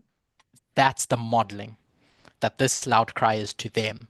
So the 144,000 give a message, and that benefits them because, in teaching, if you want to say, you're going to grow, but in the same breath, you're calling out, you're crying to them to say, join this movement, in the model at least. And then for us in our latter rain history, there's still an increase of knowledge, formalization, test, etc. Okay, IOK, so this is the formalization. model, but in reality, it's not looking like this. Is that what you're saying? Sure, the reality is not going to look like thousands of Nethinims joining this movement. And that's why I said that you have to be grounded in a model. You can't take what you feel like things should happen like, and then that be the thing that guides prophecy. You need models to determine what prophecy is going to say. And so Aldapaminda is going to come about with different models to explain why Nethinims don't join. I'll revert that to him to answer why there's no Levites or no Nethinims that join. But it's not because that mantle has been taken away from the 144,000 and given to someone else. I Oh think he's yeah, been explicit by that. Yeah. right. I get that. I'm just wondering, as far as the loud cry and what that looks like for us in reality. Mm-hmm. I did. Isn't all of that to be done by external events? Hasn't the line been That's what I was established by external events? So that's where we get this where did I find it? This change of leadership. Elder Tess is going to make the case that it's external events that plow them. And the reason why she says external events do that is because we don't go to them. We don't go to the Nethinims yet. For whatever reason, we're not doing that work. But there's a change that happens where it's now not external events, i.e., politics, that are doing that, Michael Moore, AOC. It should be us that are doing that. So I'm going to suggest for the Levites and for the Nethinims, sure, there's a point where external events should have been doing that work. And by external events, what we really mean is the politicians on the right side of the issue to do that work. But there's a change that takes place where they are not fit to do the harvest for them anymore. It's now going to be the movement that's doing that work. But we didn't do that for the Levites. And that's why they're not here. A different question. Just a quick pause, just to, I apologize, we are over time. But I just want to say that if everybody's okay with it, since this is our last presentation for the day, let a few more questions go through, if everybody's okay with that. Mm-hmm. Okay. One quick question, Curtis. Mm-hmm. So I'm looking at that waymark of Sandal of 144,000. Mm-hmm. You marked cause and effect. Mm-hmm. And it's also a shut door, right? A shut door for what? For the dispensation that came before. Mm-hmm. So what why is it, what's the significance of the Sunday law with regards to the members? I mean, why is it important that we get the date right? So that's an interesting question. And it's a question that we ask about what's the point of prophecy anyway? As in all these waymarks and etc. Why do we even study it if ultimately it's the gospel that saves you? And I would suggest that one, these waymarks are what waymarks do. They point you along the way. They tell you where you are in Earth's history. And two, there's a story attached to those waymarks. And your relationship to that story is going to change you as a person. So why I feel it's important to see the cause and effect relationship with regards to when the image is created and when the image is given life is because if you don't see who creates that image and the principles that go into creating this image, when this image now starts speaking, which I've made the case it speaks at the loud cry, this speaking is going to be divorced. You're not going to recognize this. Um, you're not going to recognize this, sorry, this loud cry because you don't know the image that's being made. For us, sure, we've traced the story of the Republican Party, we've traced the story of Trump, we know what Trump stands for, etc., etc. But if you just want to point out for the Nethinims, do they recognize, that the Republican Party is the mouthpiece that Satan is going to use?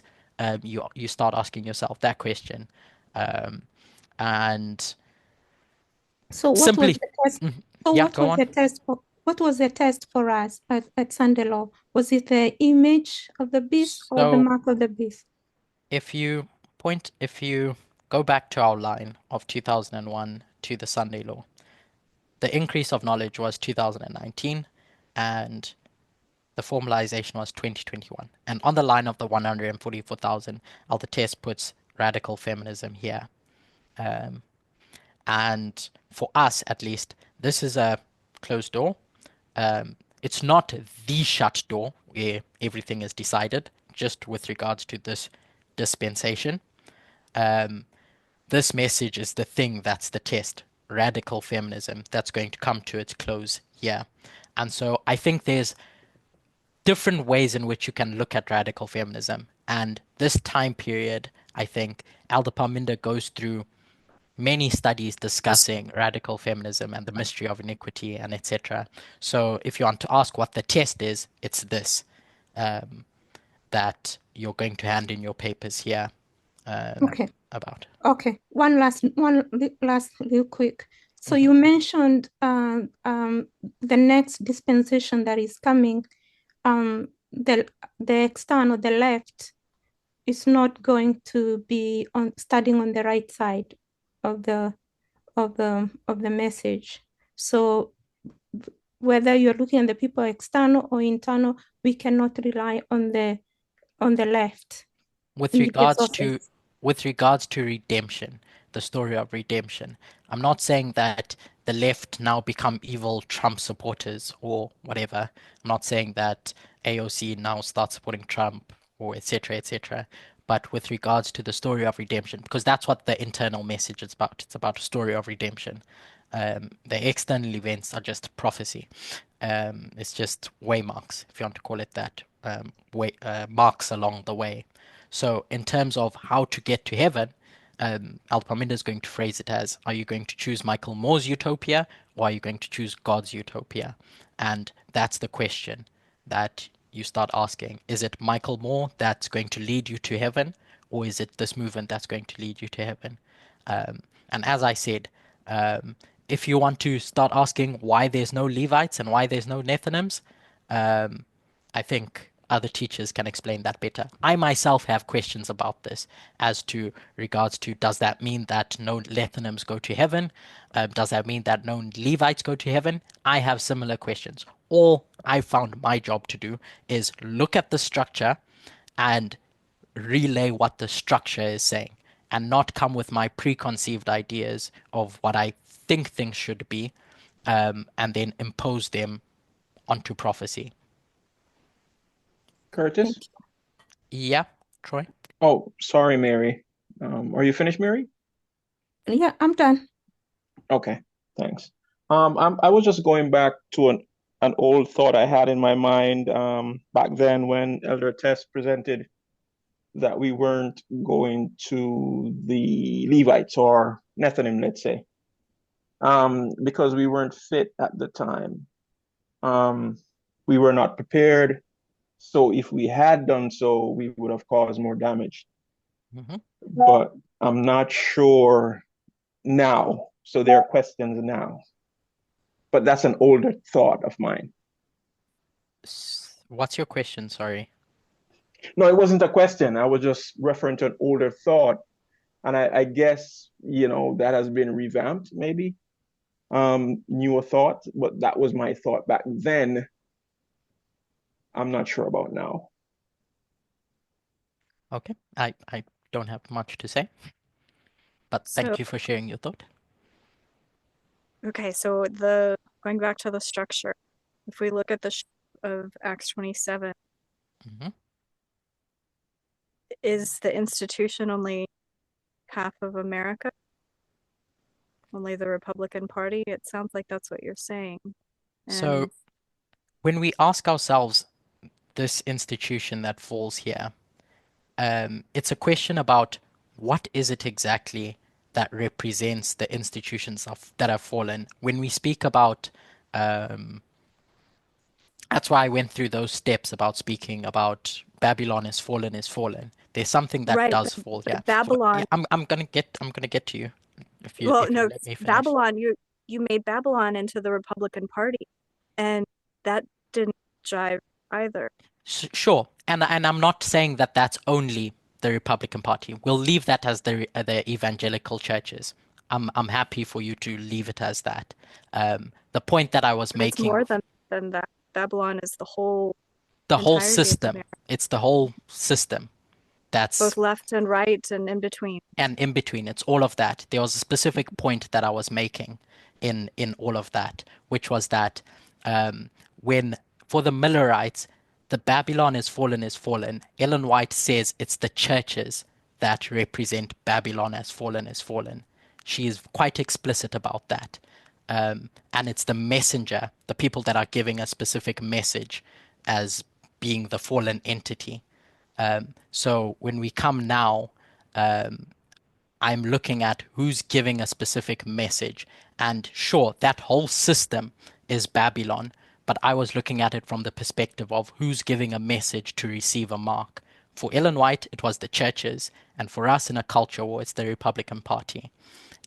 I accept the concept of that whole system is corrupt, and so that whole system falls. It's comparing and contrasting those churches with us in a culture war.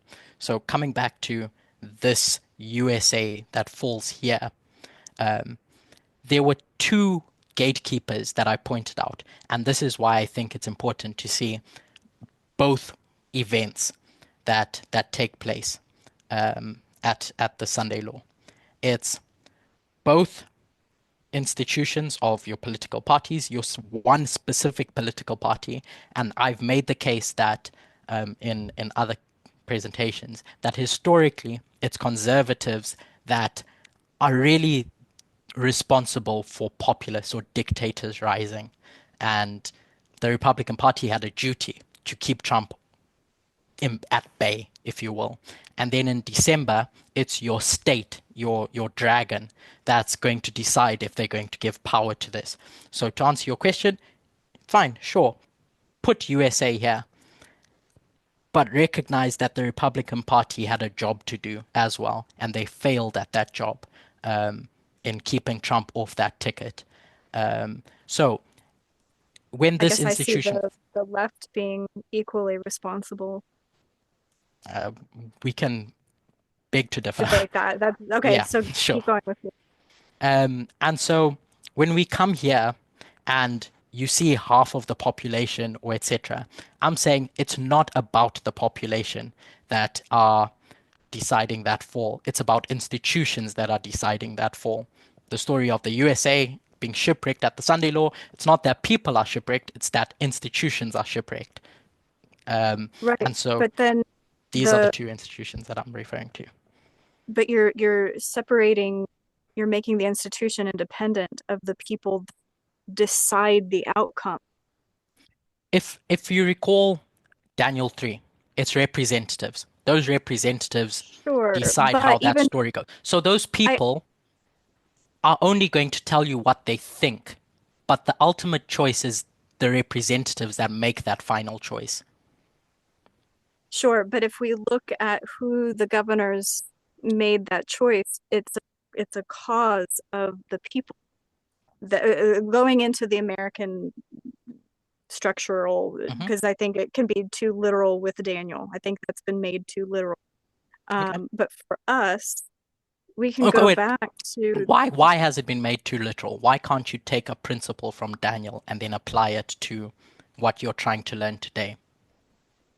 So if we're taking the governors as being the voting party, then that is not an accurate representation of today's history, because there's not a direct line between the governors. I don't think can be made into the Republican National Convention or the point, even the electoral college. Well, why not? Because those electoral college voters that vote here are just representing the will of their citizens that vote in November. Okay, but then that goes to Daniel 3. The governors don't have any sway from the people. It's a top-down system. So a direct line can't be made. It's not literal those to literal.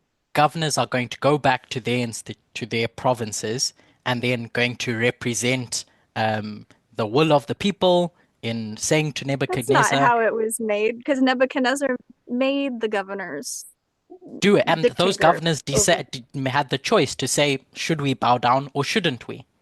Yeah. Of course, they said that they were, but they didn't say to the people, what do you think we should do? They said, this is what we're going to do. And they were representatives of their states coming back where they were coming from. So whatever they did was a reflection of where they're coming from. And that's my point about the An interesting thing about the Electoral College is that over time it's shifted. So in some states, those are bound delegates, i.e. you have to vote what your people voted. But in other states, the states decide how it operates. You have the deciding vote with regards to what you're going to do. So I think you're familiar when you vote in November, you're saying this number of electors should go and be cast for Trump. And it has been done in the past where in 2016, electors, the citizens voted for Clinton and the electors put down Trump instead and vice versa. Faithless electors. Yeah, faithless electors. That's what they were called. But that's not a new thing. Yeah, exactly. It's not exactly. That's my point. I guess I lost your point so my question ultimately is the ship of Acts 27. The institution is the whole of the ship? Is it only representing the Republican Party, or is it the whole of the United States? This is where we would agree to disagree, where we were going back to who the failure is, who the failure rests on with regards to Trump's rise as a dictator. No, it's not about the failure. Who's on the ship? Who's part of the ship? Is it just the Republicans that are members of the ship, or is it the whole entirety of the United States? Let's take the whole entirety. My point in looking at this cause and effect relationship is that both of them had jobs to do to keep Trump away. Sure, all of America had a job to do, but the Republican Party, before you even get to the whole of America, had a job to do. And that's why I see both as significant. The Democrats had a job to do as well. So are you, with that Y symbol, I'm just going to put it like that branch, are you saying that with the Republican, it was July 18th, and then the USA, that's what you said before, right? In the USA, it would be November 5th. Is that what you're saying as a cause and effect?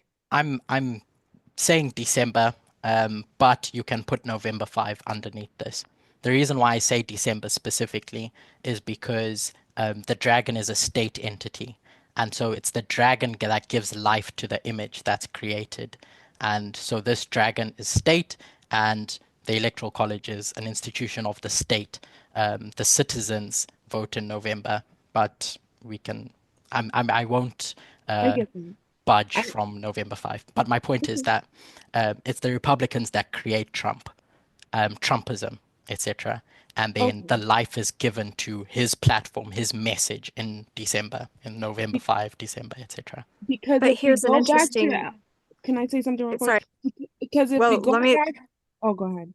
Go ahead. Sorry, Alyssa. because the we're putting all the fault with the Republican Party, but it was actually Joe Rogan who was coming out of the left who helped to elevate Trump. We can't just say that it's the Republican Party.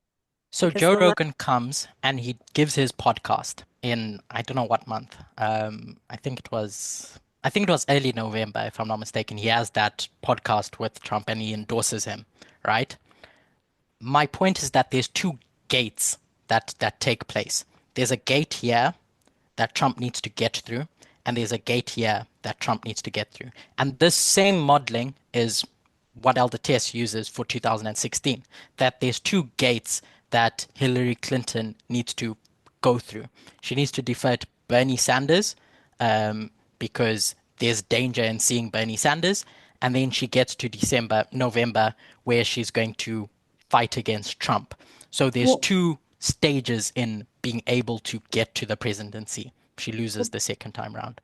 If we go back to Elder Tess, she uses in 2016 as those two as we can put cause and effect where you have the Republic and the USA. She uses 2016 as when she's talking November about and December. Yep. Exactly.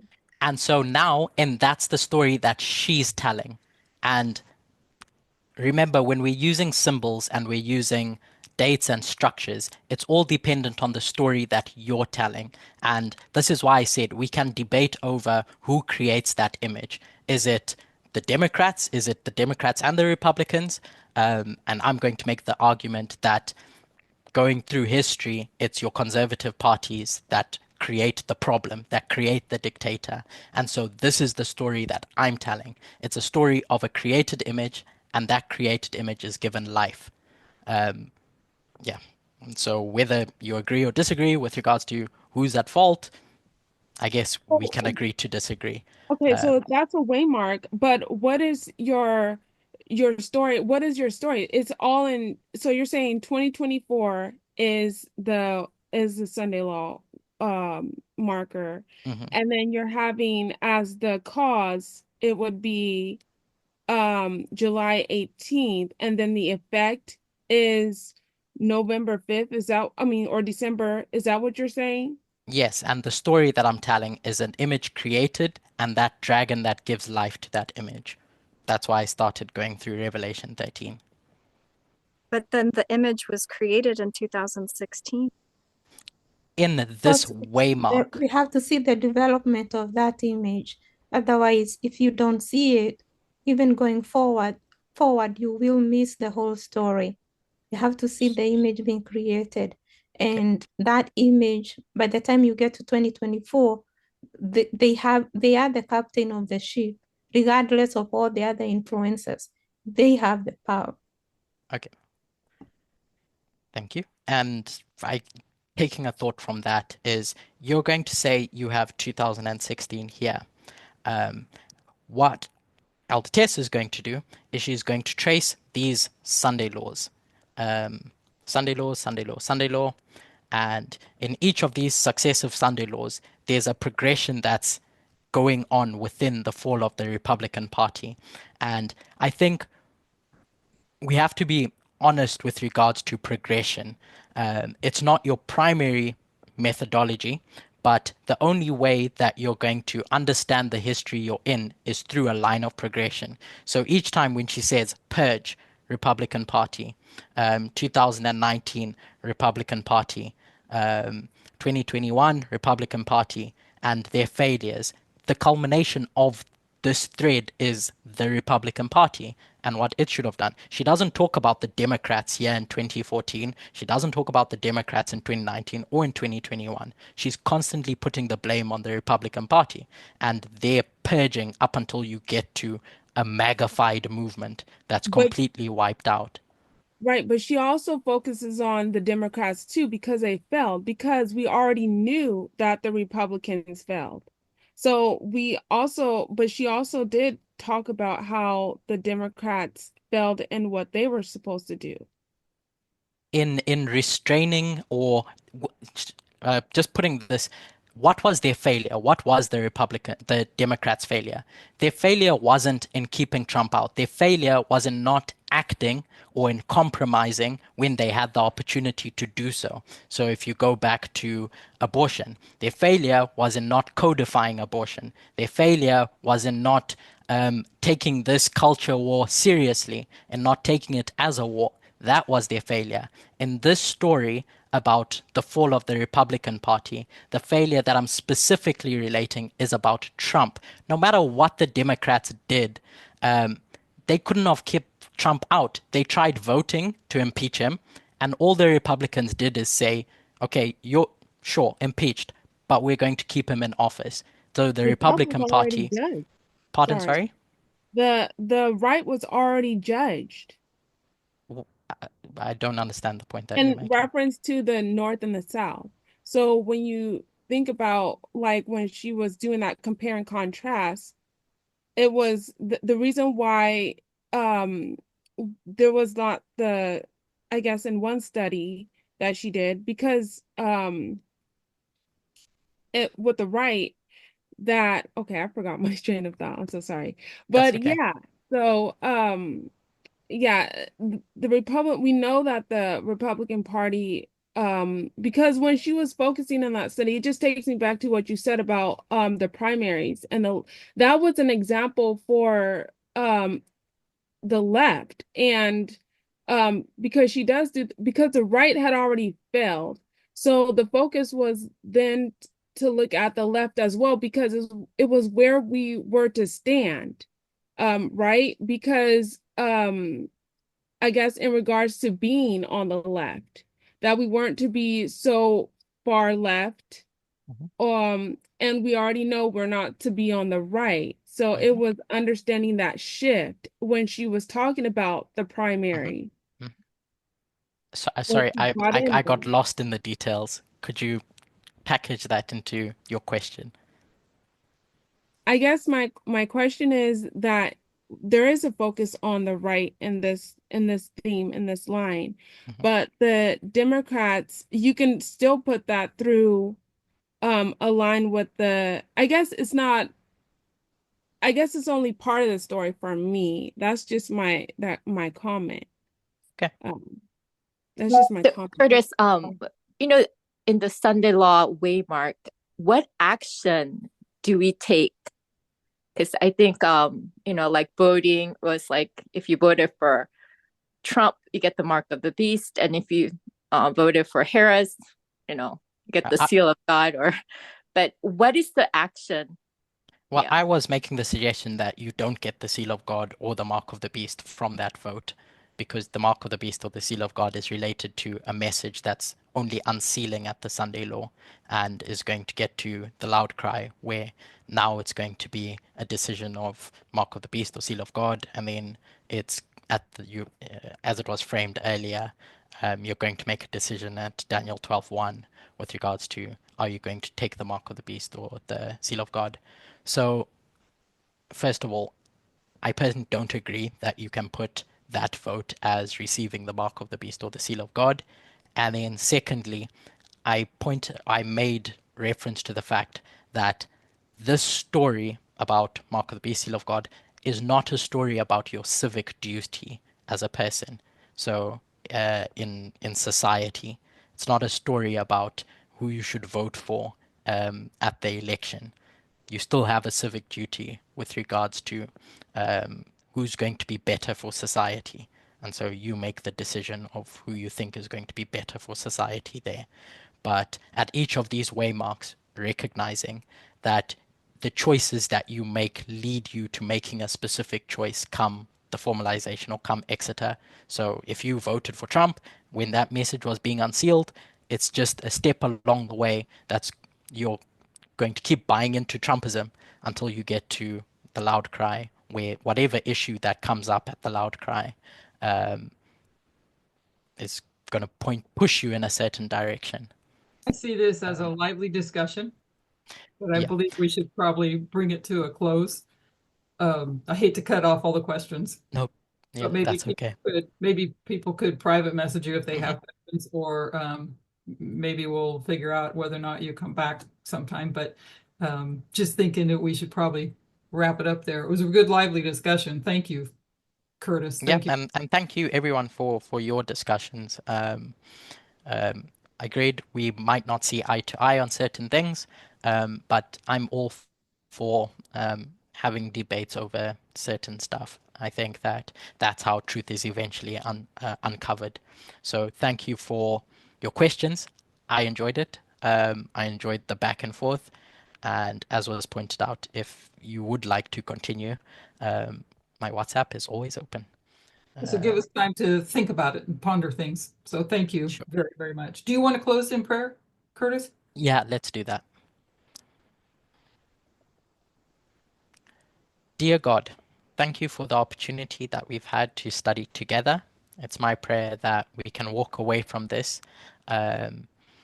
with the belief that there's still things that we have answers to, that you can provide those answers to and from. I pray that you may be with us as we continue to try to understand what is truth, what is right and wrong, and what our duty is as believers in you. I pray and ask that the Holy Spirit may be with us in all of this, and that we may not lose sight of the bigger picture, which is our relationships with each other and our relationship with you. This is my prayer in Jesus' name. Amen. Amen.